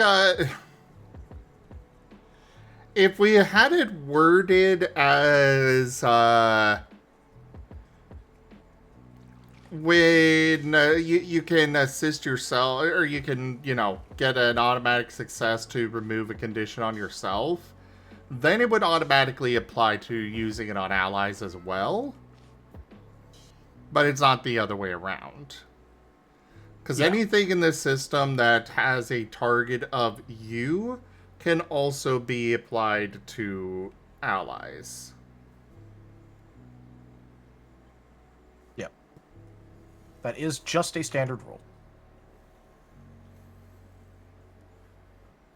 Because the number of times that I've come across something that it's like, God damn, I wish I could apply this to an ally.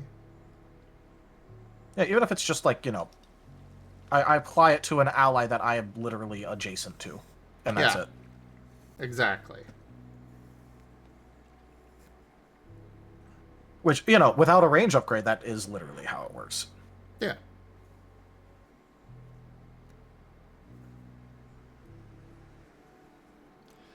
Okay, so next up, Toxic Insides. You are able to poison weapons, adding an extra die of power to their attacks. This poison lasts for 1d10 attacks or until the next rest. It can only be used once per full rest per weapon.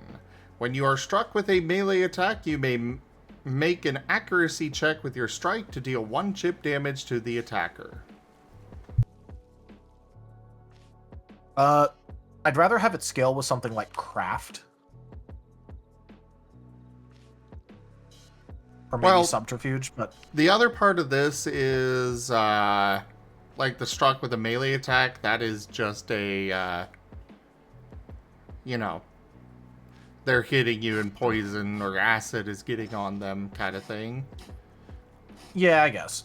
It's 2 parts of one, like it's 2 individual effects. Just in 1 feat.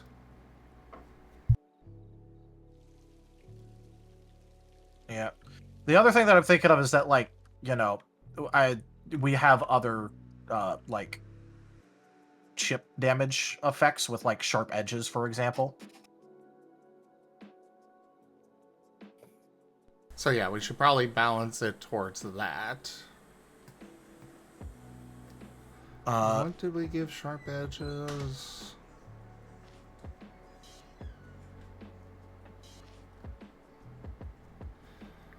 And did we make any changes to it last time? I'm looking, it looks like we did not make any changes to that one. Yeah, I think that's... I think it's down further.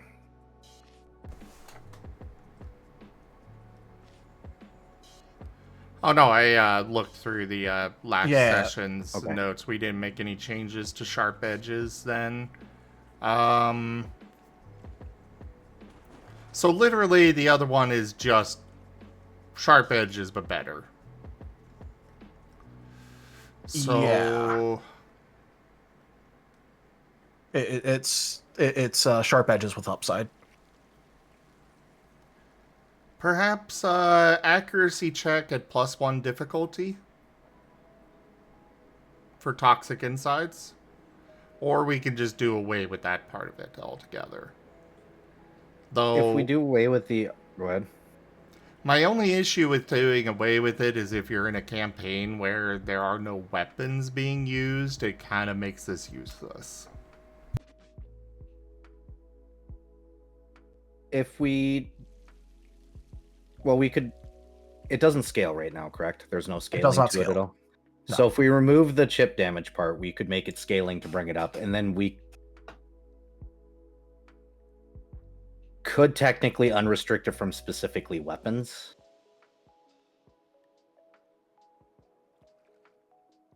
To any melee attack. Though that would Well, I don't take want to away- limit it to melee, because, like, what if Yeah, I'm an archer arrows. and I want to... And there's also the question of, okay, so you're just coating your friend's paws with acid? Or poison? It might be a thing where if it's a non-weapon, you'd only be able to help yourself then. I still don't like making things inherently selfish like that. The other concern to bring up with this also is that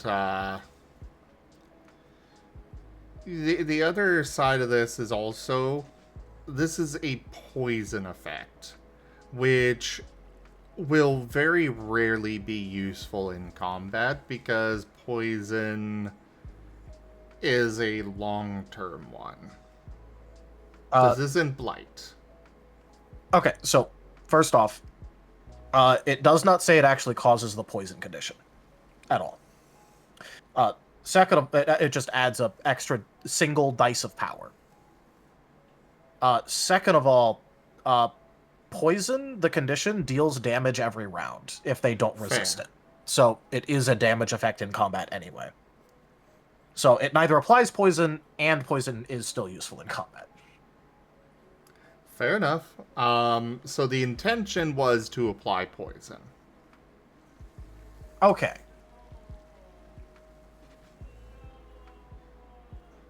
But the idea of applying poison, this effect to moves, does not sit well with me. That's why I wanted to limit it to weapons.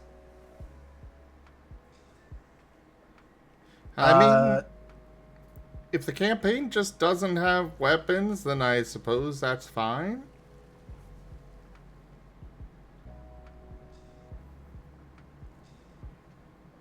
I was tempted to make the everything's a weapon joke, but decided not to.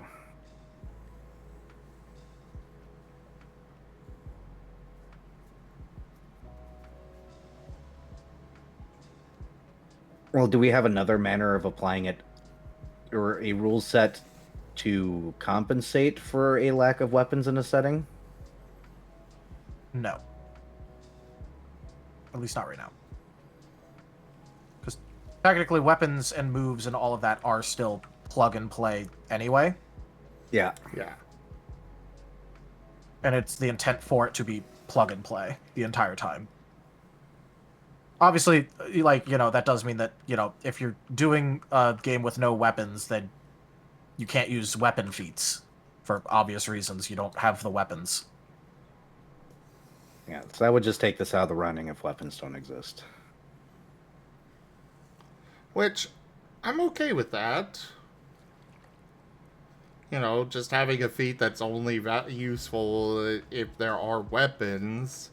But still, we gotta decide what we want to do with this. Yeah. Personally, I would say let's make it scaling and remove the chip damage, because we already have a chip damage something. Well, what is it And that going will to also scale? Well, first of all, it is going to be applying the poison condition now, right? Yes, that Or was that's the the intent. intention. All right. Instead of making it a D10, like completely random, what if, for example, it lasts for on your weapon a number of rounds equal to your subterfuge or craft or something?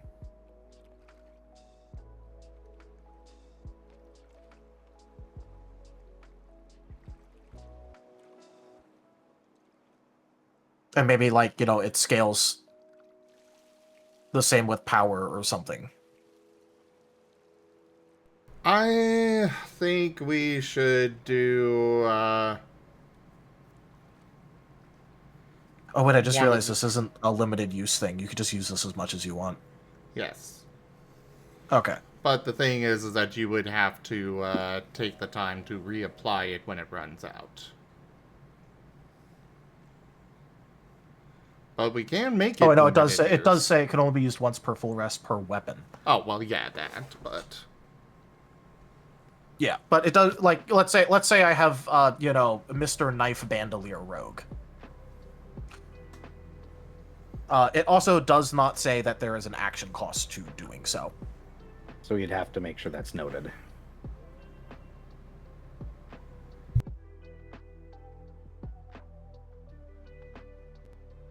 Which I assume is just a action.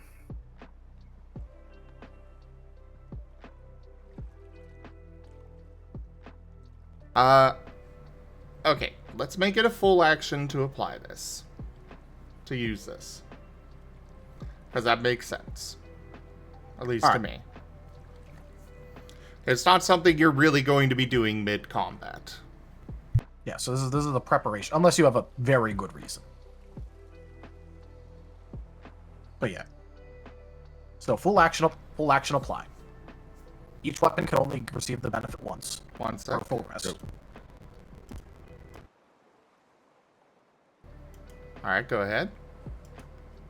Can only can only receive it once per full rest. Would we prefer that it go with what's the word for it? Would we prefer that it scale with I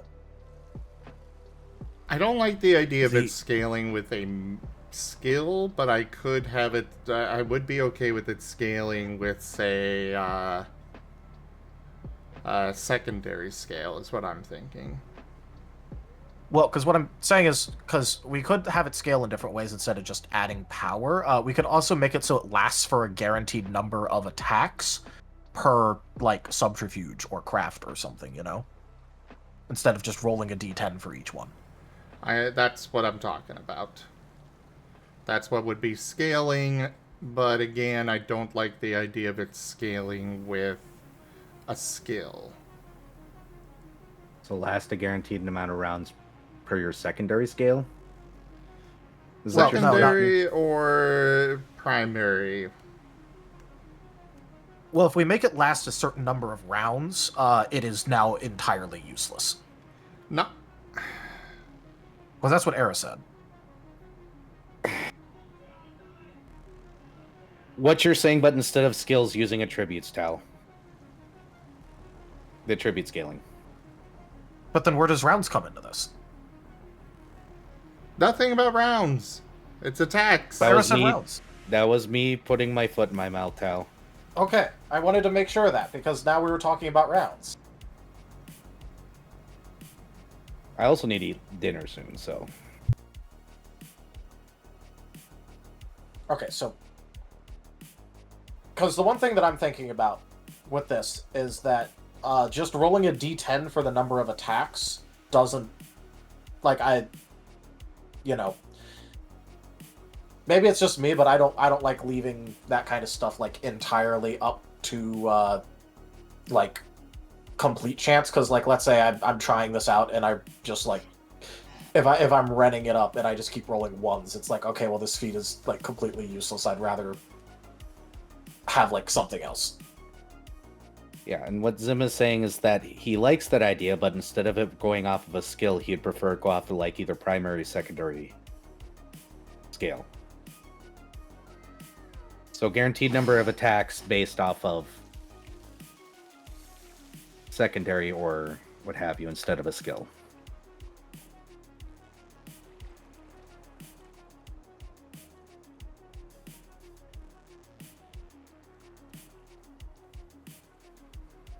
So I think Zim is saying the idea is good. He just wants it off of something other than skill.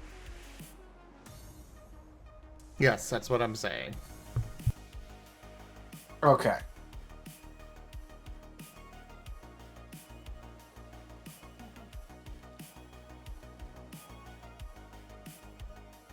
So the question is would it be primary scale or secondary scale?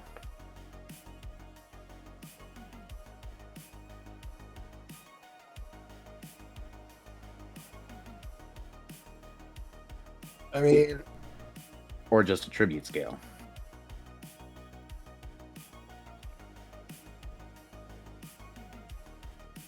depending on things, we could do like, you know, feat limit, number of rounds, or not rounds, attacks, half feat limit number of attacks, secondary scale amount of attacks. I don't think this should scale off of attribute scale.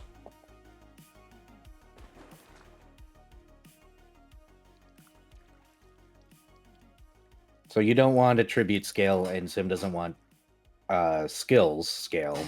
So that would leave the feat limit as the Or option. secondary. Or secondary, so you're okay with the secondary.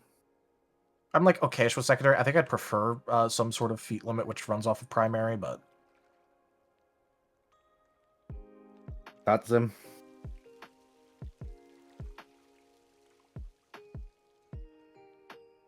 Do we have anything else running off a feat limit right now? yeah, feats. Well, Well, I meant- feat limit is primary scale. Well, yeah, but because it's feats, we're supposed to use the terminology for feats. Yeah.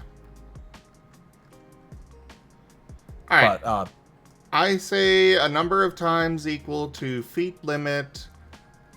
This lasts for a number of attacks equal to secondary scale.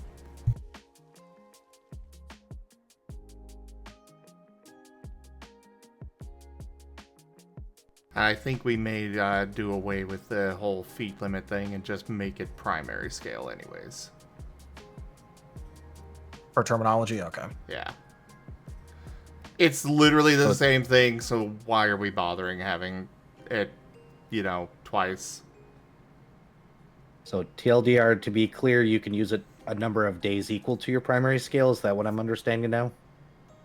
You can use it a number of times per day equal to your primary scale. It lasts for a number of attacks equal to your secondary scale. Okay. Just wanted to make sure I understood correctly. It Alright, and is applies. It applies the poison condition and gives a +1 to power.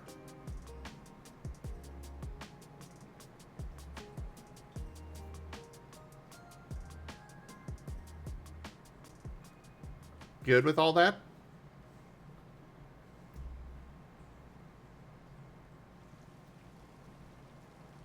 Yeah, the only thing that I'm like thinking of is that technically we're nerfing this feat. But yeah. Well, what else do you Yeah, want but us we're to also- do then? You were arguing for this entire time. What are you wanting us to do? Because now you're changing the parameters here. Okay, well, I was going to say something about it, which was just, I just want us to be aware that we are, technically speaking, doing that. It was literally just to bring up to make sure that we're aware that, that we are nerfing this one. We're making it cleaner and more unique at the very least. And we're also giving it scaling, which I think makes it flow better with the changes we're currently making. Yeah.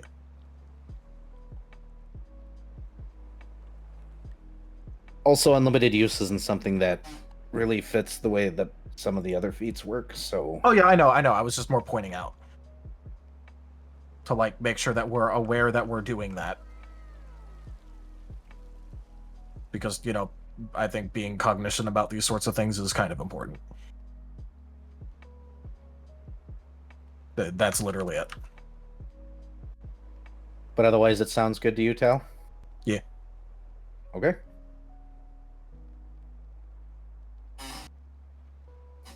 We can put a pass in that one.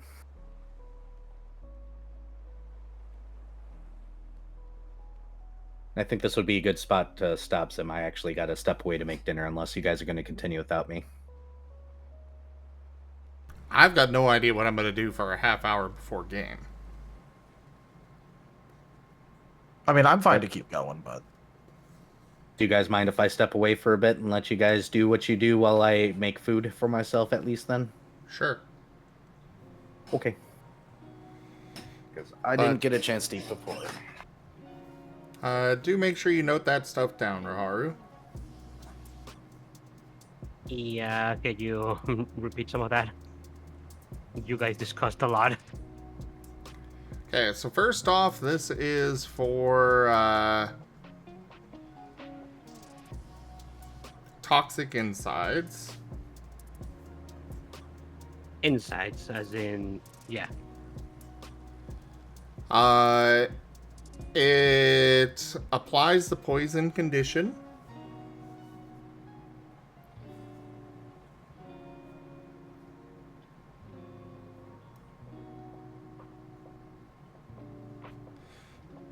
It is still only... Well, we don't need to note that.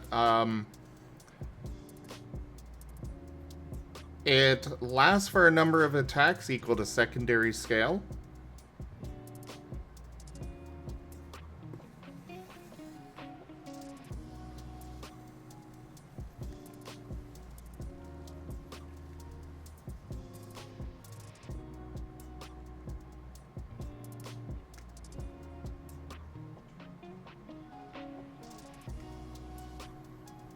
And Lightball, I'm not always in the mood for that.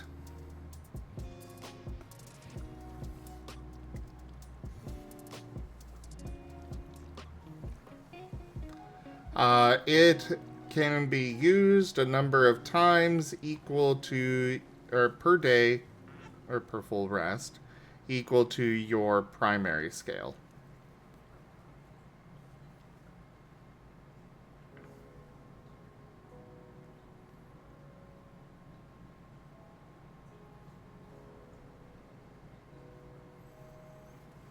That's it? Yes. Oh, and we're doing away with the, chip damage.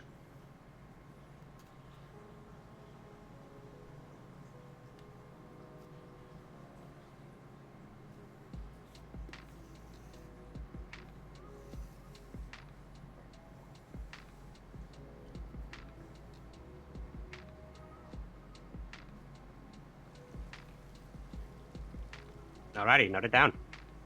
Alright, Toxic Touch. When attacking with an ability that has a chance to attack... When attacking with an ability that has a chance to apply a condition, whether against yourself or to the target, you receive a bonus die on accuracy. This only works for negative conditions, not positive ones like Amped or Protect.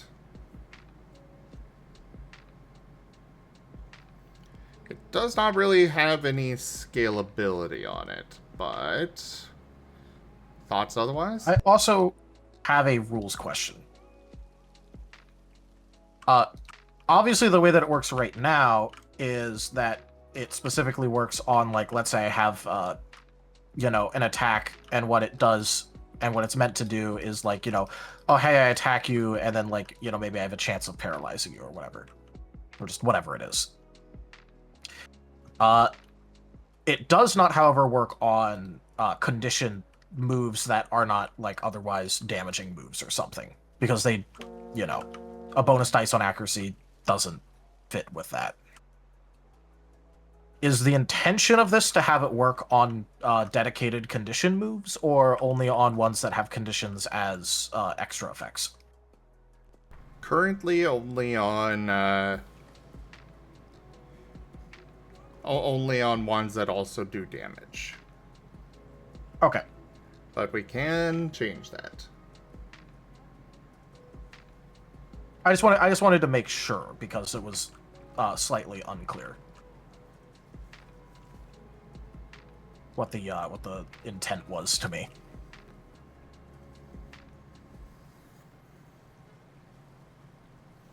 That's okay, IDDo.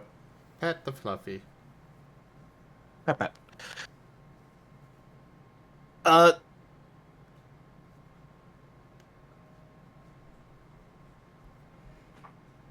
First so off, with that I in would mind, say probably remove the whether against yourself or the target. It would only be towards the target. all right. So it wouldn't work on moves that attack and then potentially do a self buff. Or, well, it's only a negative thing, so... Oh, yeah, only negative conditions, yeah. So you can't pick this up, put a, buff on the move and enjoy. Yeah. Or, a debuff to get that extra XP.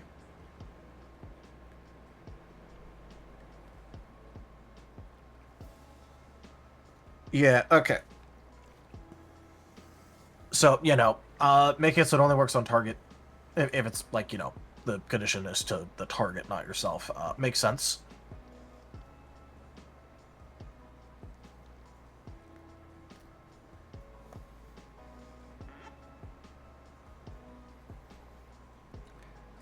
Anything else we should do with it, though?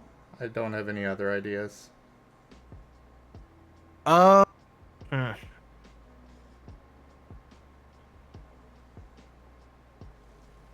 You could always have it be that, conditions that you apply, like, with this is gonna be horrible fucking wording, but like conditions that you apply with an attack that was buffed by Toxic Touch.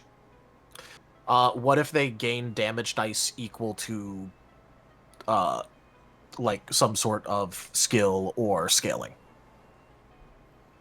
On like if it's a damaging condition. So like, Yeah, let's say I apply brittle, and I get 6 successes on application, and the opponent has 4 soul saves. So I'd roll 2 dice each turn on my condition damage to them. What if I applied that with something that benefited from Toxic Touch? I would get extra damage dice when rolling that.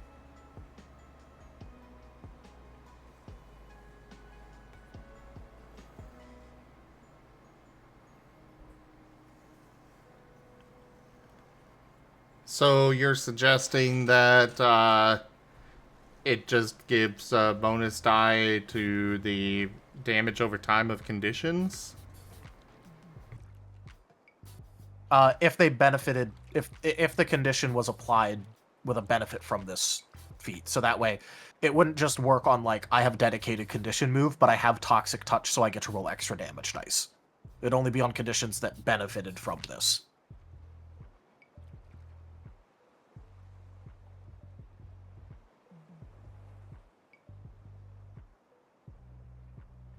But yeah. I am afraid I'm still not really following. Okay.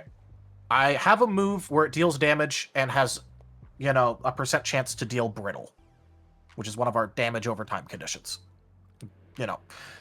I attack the opponent with that damaging move that applies brittle. you know, I get the hit because of the extra accuracy. I successfully get the proc chance and apply it. I rolled 6 successes with my application check against their soul save of 4. So normally I would have 2 damage dice. But what if, since I used this feat to apply it, I got to add extra damage dice?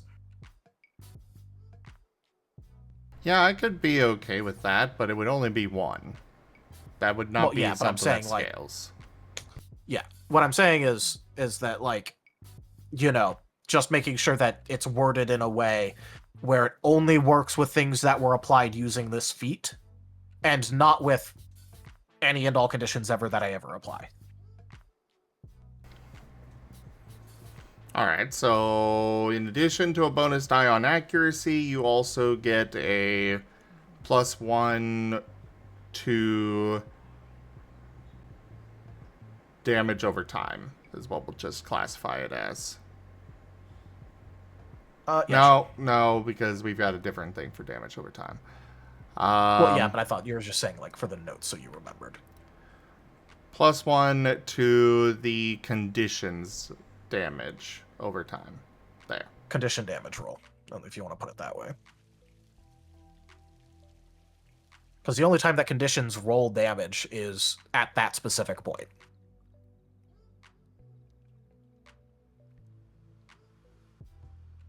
You know what I mean? No. Things like brittle and such do damage over time.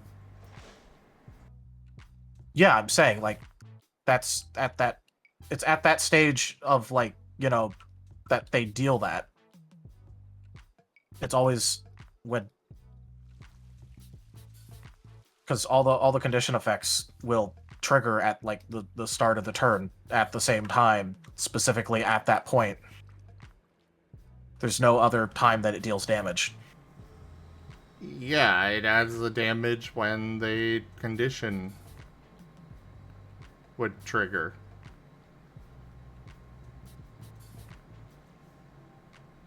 Well, I thought we were avoiding calling it damage over time, so not condition damage over time, because damage over time is a condition. So I was saying that we should just use, like, you know, the term condition damage. Okay, Or condition okay. damage roll. Now I'm following. Yeah, because we have the other thing called damage over time, which is a condition. So if you say condition damage over time, people are just going to think that it only works with the damage over time condition. Okay.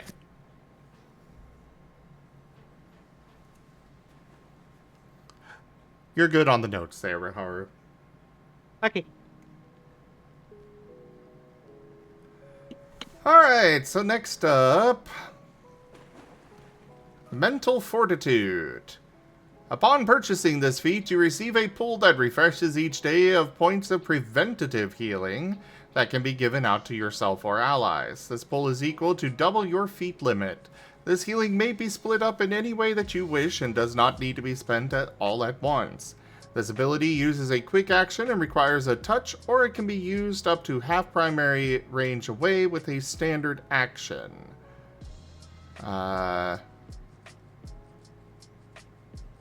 Oh, right. Quick action for touching and standard action for doing it further away. That's right. Yep. I was like, I could have sworn there was more to this, but no. I mean, you know, it's just lay on hands, but you can also do it a bit from range with extra effort. Well, it is specifically preventative healing. Oh, well, yeah, I know. I'm saying it's a lay on hands effect. Yeah, yeah. You know, it's literally just a free pool of preventative healing that you can give out in any which combination you feel like.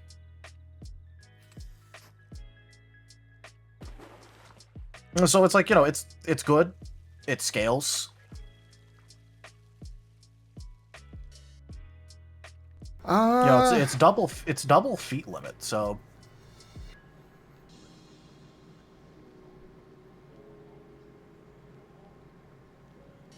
I mean, because, you know, even if you get to like 5 primary skill, that means that, like,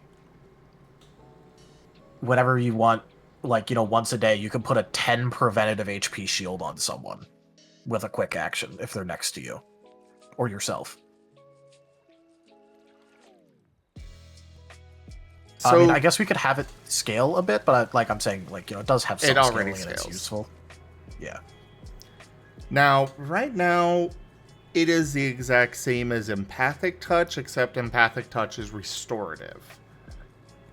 Do we want to change anything to accommodate that?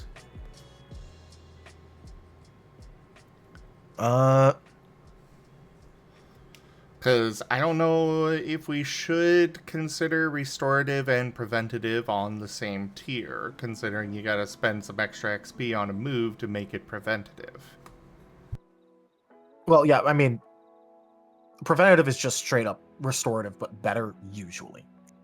Except for, some niche situations. 9 times out of 10, it's going to be better.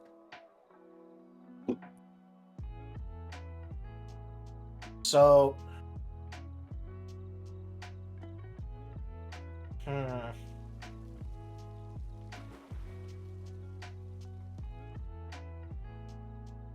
don't really know what else to do with this at the second. Or how to spin it. How do we spin this?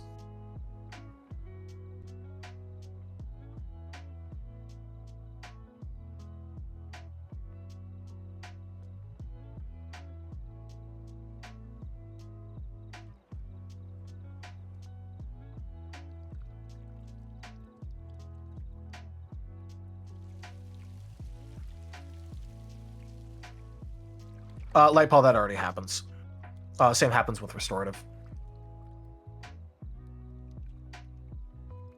So they both already do that.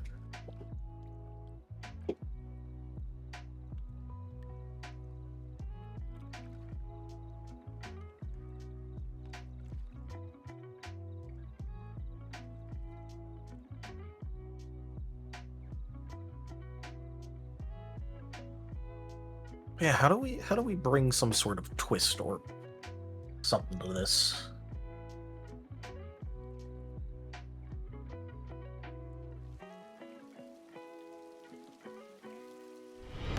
Rank up. Hold the line. This hamlet shall not fall.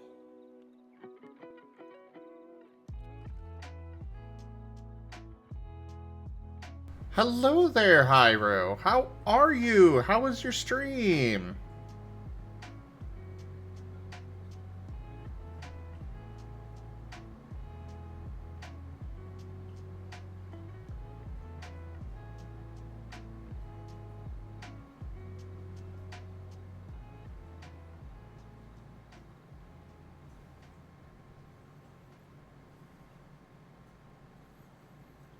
The eepiness hit you hard?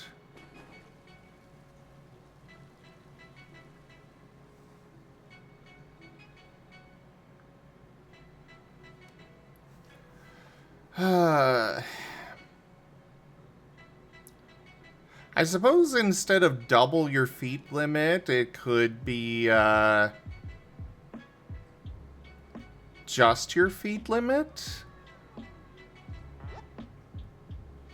That's the only thing that comes to mind, but that doesn't really feel good. Impactful. Yeah. Hi, Kuroy.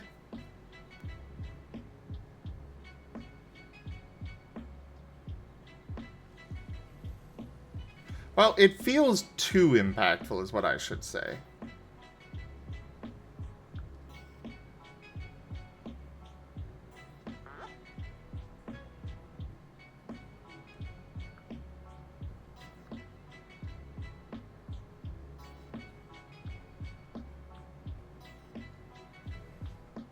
What do you mean by that? Like, it feels too... It makes it feel like it's a little too limited to me. Good night, Oh, Ren. yeah. Sleep night, Ren. well, Renamon. Night, Ren. Remember, Renamon cannot be cute. That's true. Well, I mean, it can, but it's just that, they can't consider it cute.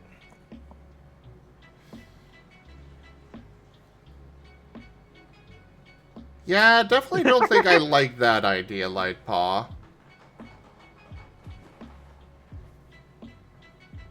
Besides, having some sort of effect like that around you already does have a quote-unquote visible effect, like people can tell that you would have a preventative health shield on you. Exactly. Because this does not have the stealthy trait, nor can it gain the stealthy trait.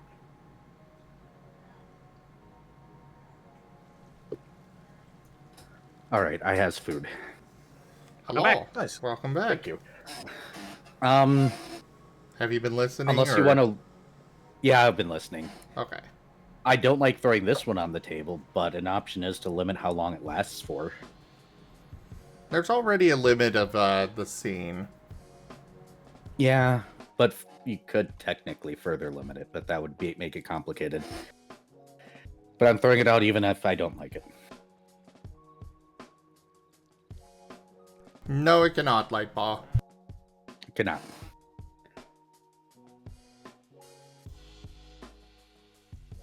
Though it also doesn't need that anyways, because restorative healing is just healing. Yeah, it doesn't provide any additional benefit. Like it's not an overshield like this is. Yeah. Because you could put preventative healing on a full health character. Yeah. Or you could put it on one that's like on death's door and does literally the same thing regardless.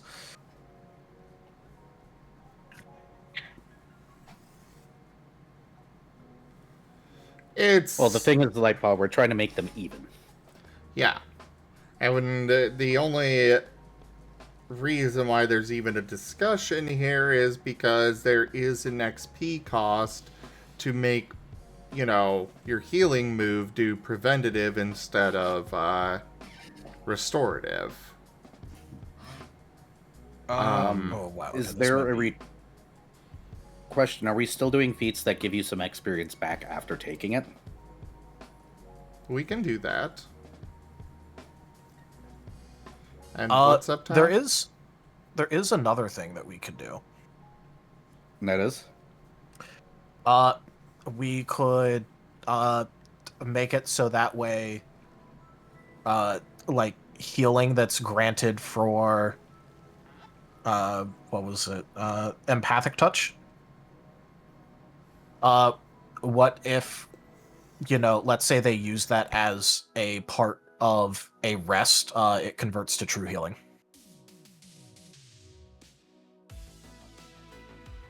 Oh.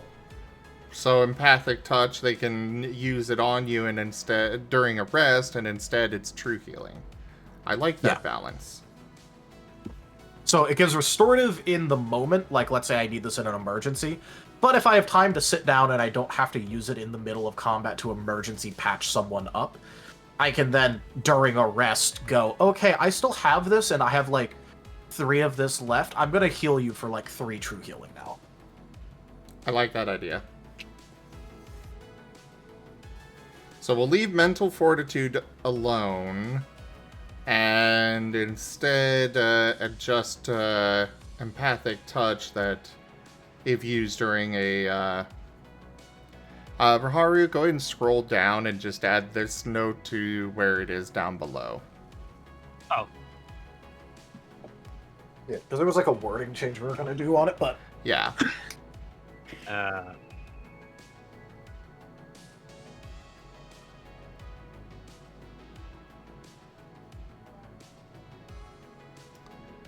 Right here.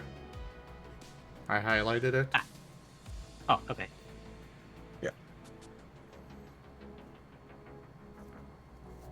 Yeah, we were going to do a wording update, a slight wording update on that, so just add it there. Yeah. This is not a wording update. We were already going to do a wording update. Oh, Hi, okay. Riley. So what I'm wanting you to change here, or put down here, is that it will... If used during a rest, it is instead true healing.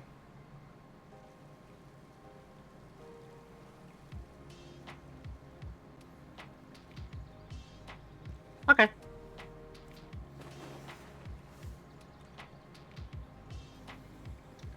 For mental fortitude, it does actually need the note to update it to being full rest instead of day.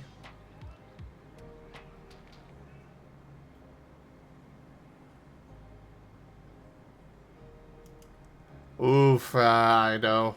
Oof.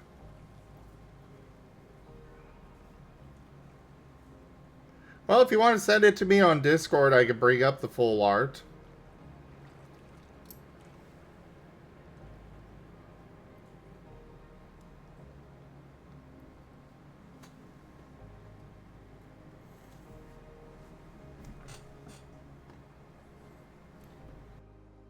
So it is almost time. We have 8 minutes.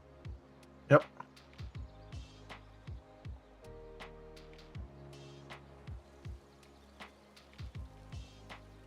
Well, we can get through these next two hopefully quickly.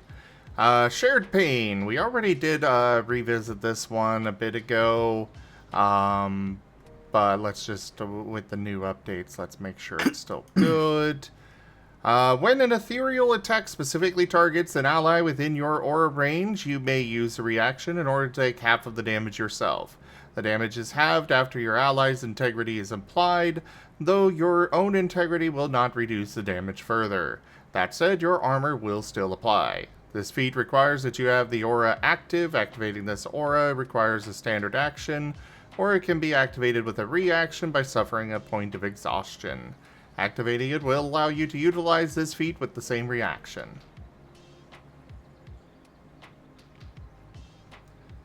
What's this feat called? Shared Pain. Yep. Ah. We had another one that was the same thing. Did we? Yeah, hit someone your own size. Did we have anything that we wanted to do with that?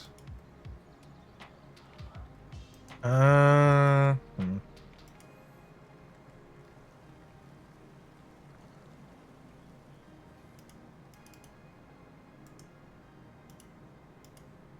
don't. This is Shared Pain, right? I had an 80. Yeah, it does like the exact same thing as hit someone your own size. I'm scrolling up just to make sure. Hit someone your own size is physical attack. We can just have this one be special or ethereal. Well, this one is already ethereal. Oh, okay. Oh, yeah. In which case, I think we're fine. I think we're fine. This is just the counterpart. Yeah. We just need to make sure that we have the, yeah. And there's the full art, by the way, everybody.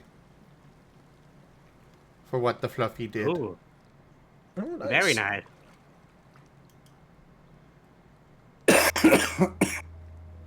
Yeah, we made no changes to get behind or hit someone your own size.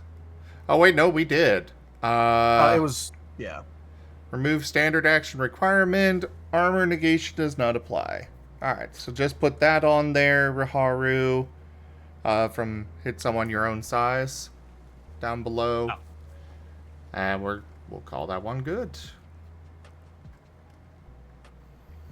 It's the ethereal counterpart, so. Alright, next up, split attention. You are able to split your attention between making your own attack and assisting your allies. Why did that turn off? Sorry, I didn't add the thing. What was the thing you needed me to add? I'll get it.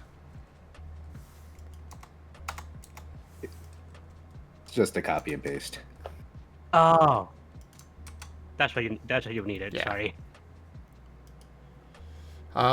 Anyways, you are able to split your attention between making your own attack and assisting your allies. This feat allows you to grant a bonus equal to half of your teamwork expertise to an ally's next roll within your primary range. This does not work outside of combat. Definitely needs some work. Yeah, especially considering there's no cost, dude. There's no action cost. There's no limits. Technically speaking, you could just give this out permanently to all allies forever. So long as they're within your range. And because it doesn't even need to be on your turn, they could make a multi-attack, take the first attack, and then you apply it again. And then they take their next attack, and then you apply it again. That's silly. That is silly. This definitely needs some work, yeah. So first off, the attention, the split attention feat here, obviously the intention of it is that it's supposed to be, I help my allies attack target, or just attack in general.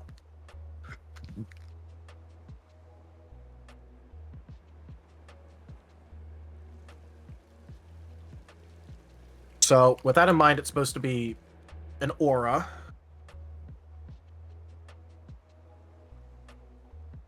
It is not an aura. It is specifically one ally per turn. Or at least that's what we should go with. I don't think we should make this an aura. Yeah. It I'm just saying needs right some now, limits. technically speaking, it's written like an aura, but yeah. So, not an aura. I'm doing well, Riley. So basically, just choose an ally every turn, they get a bonus. That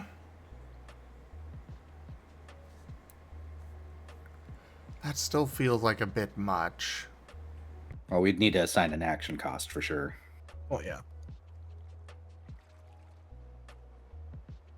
You could always, instead of making it half teamwork, just fall in line with everything else and make it a bonus success.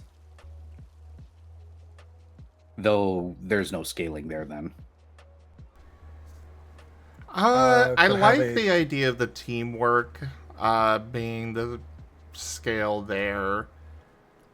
I think we should make it double your feet limit. As for action costs, like the idea of this is you're able to split your attention between two.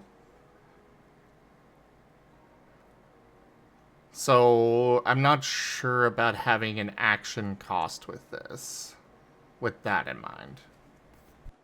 Okay, so is the intention that you're able to use this a number of times a day equal to twice feet limit? That's what I'm thinking. Okay. No, In that case, do we want to keep it half teamwork, or do we want it to basically read rules as you assist an ally? I still want to keep it to half teamwork because it's still really powerful. It doesn't cost an action or anything, so half teamwork is a compromise. Okay. Do you have to use this on your turn, or can you use it as a reaction to what other people are doing? I say on your turn. You have to apply On your it to turn. someone else. Okay. And I would also say that it does have to be something, like, you have to be making an attack. So if you're doing something else, you don't get to use this. Okay. So you must perform. I guess I say, like, you have to perform some sort of attack. Does it have to be successful? No. No. Okay.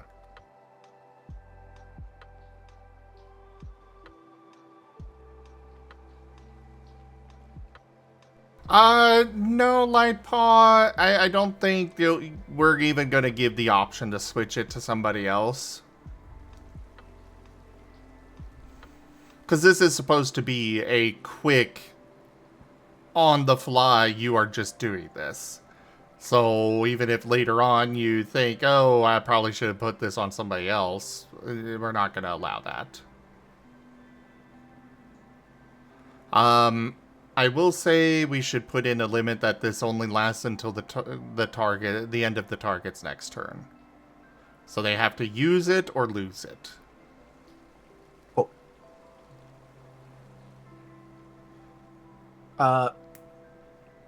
Can you only put this on one person per turn, or can you...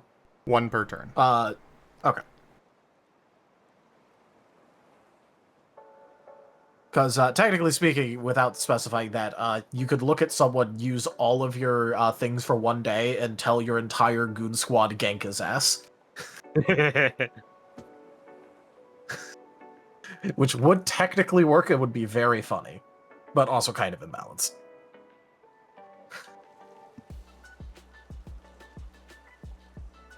Alright, so yeah, we are, for the notes here, What was the feat's name? split attention.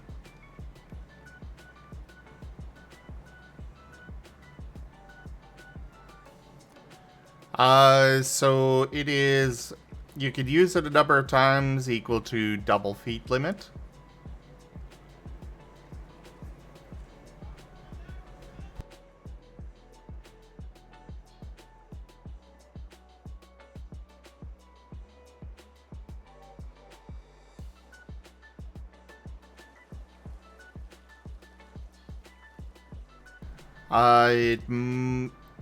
It already is next roll, so we're gonna keep that.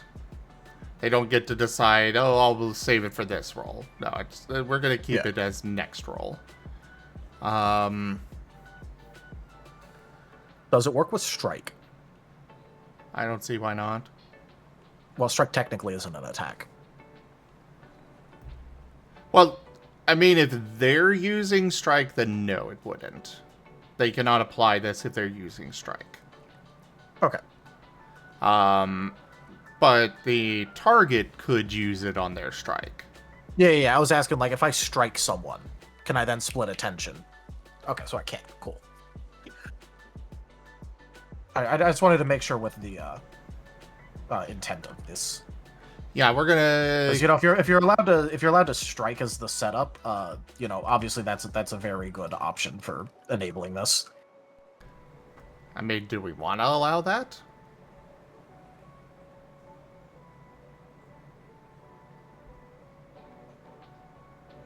I mean, like, I'm fine with it. I'm just wanted to know for, like, balance reasons.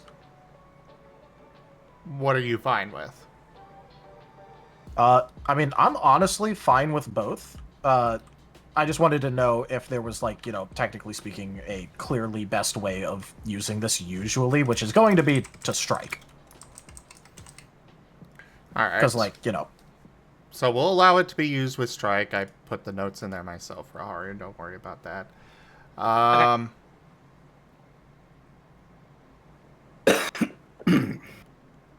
Double feed limit doesn't require action, but that doesn't need to be noted because that's already, well, we should note that. Put in the notes there that it does not require an action itself. It does not require an action itself.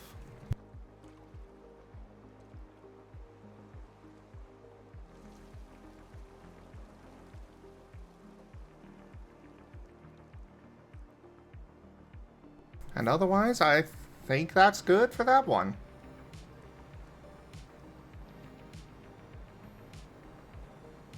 I don't see anything else to adjust there. Oh, yep, that would be all. That's all, folks. Yep. So next time we pick up with Shadow Affinity. Yeah.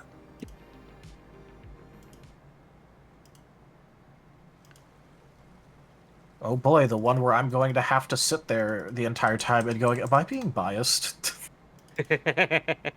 I'll keep you in check. Yay, Shadow Affinity in front of the 2 Shadow Dragons. I'll keep Am I you both being in biased? check. So yeah, thank you everybody Sir, I for can't keep me in check. joining us so far on the stream today. That was DevTales as well as an Marten stream. Check out our website, zgfgaming.com. We've got links for our Discord, Telegram, Mastodon, Blue Sky, Patreon, and more. They're on the website as well as down in the description below through our link tree. Thank you to my patrons, tippers, and subscribers.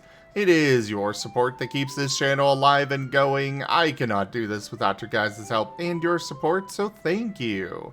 Consider becoming a patron over at patreon.com/zgfgaming. It's one of the best ways to support the channel, though you can also do so by sharing the stream around, grabbing packs of cards to stream loots, using our Humble Bundle partner link, or subscribing to us on Streamloots as well as YouTube. But for now, thank you all so much for joining, and I bid you the most fondest adieu. Bye bye. Bye. Bye bye.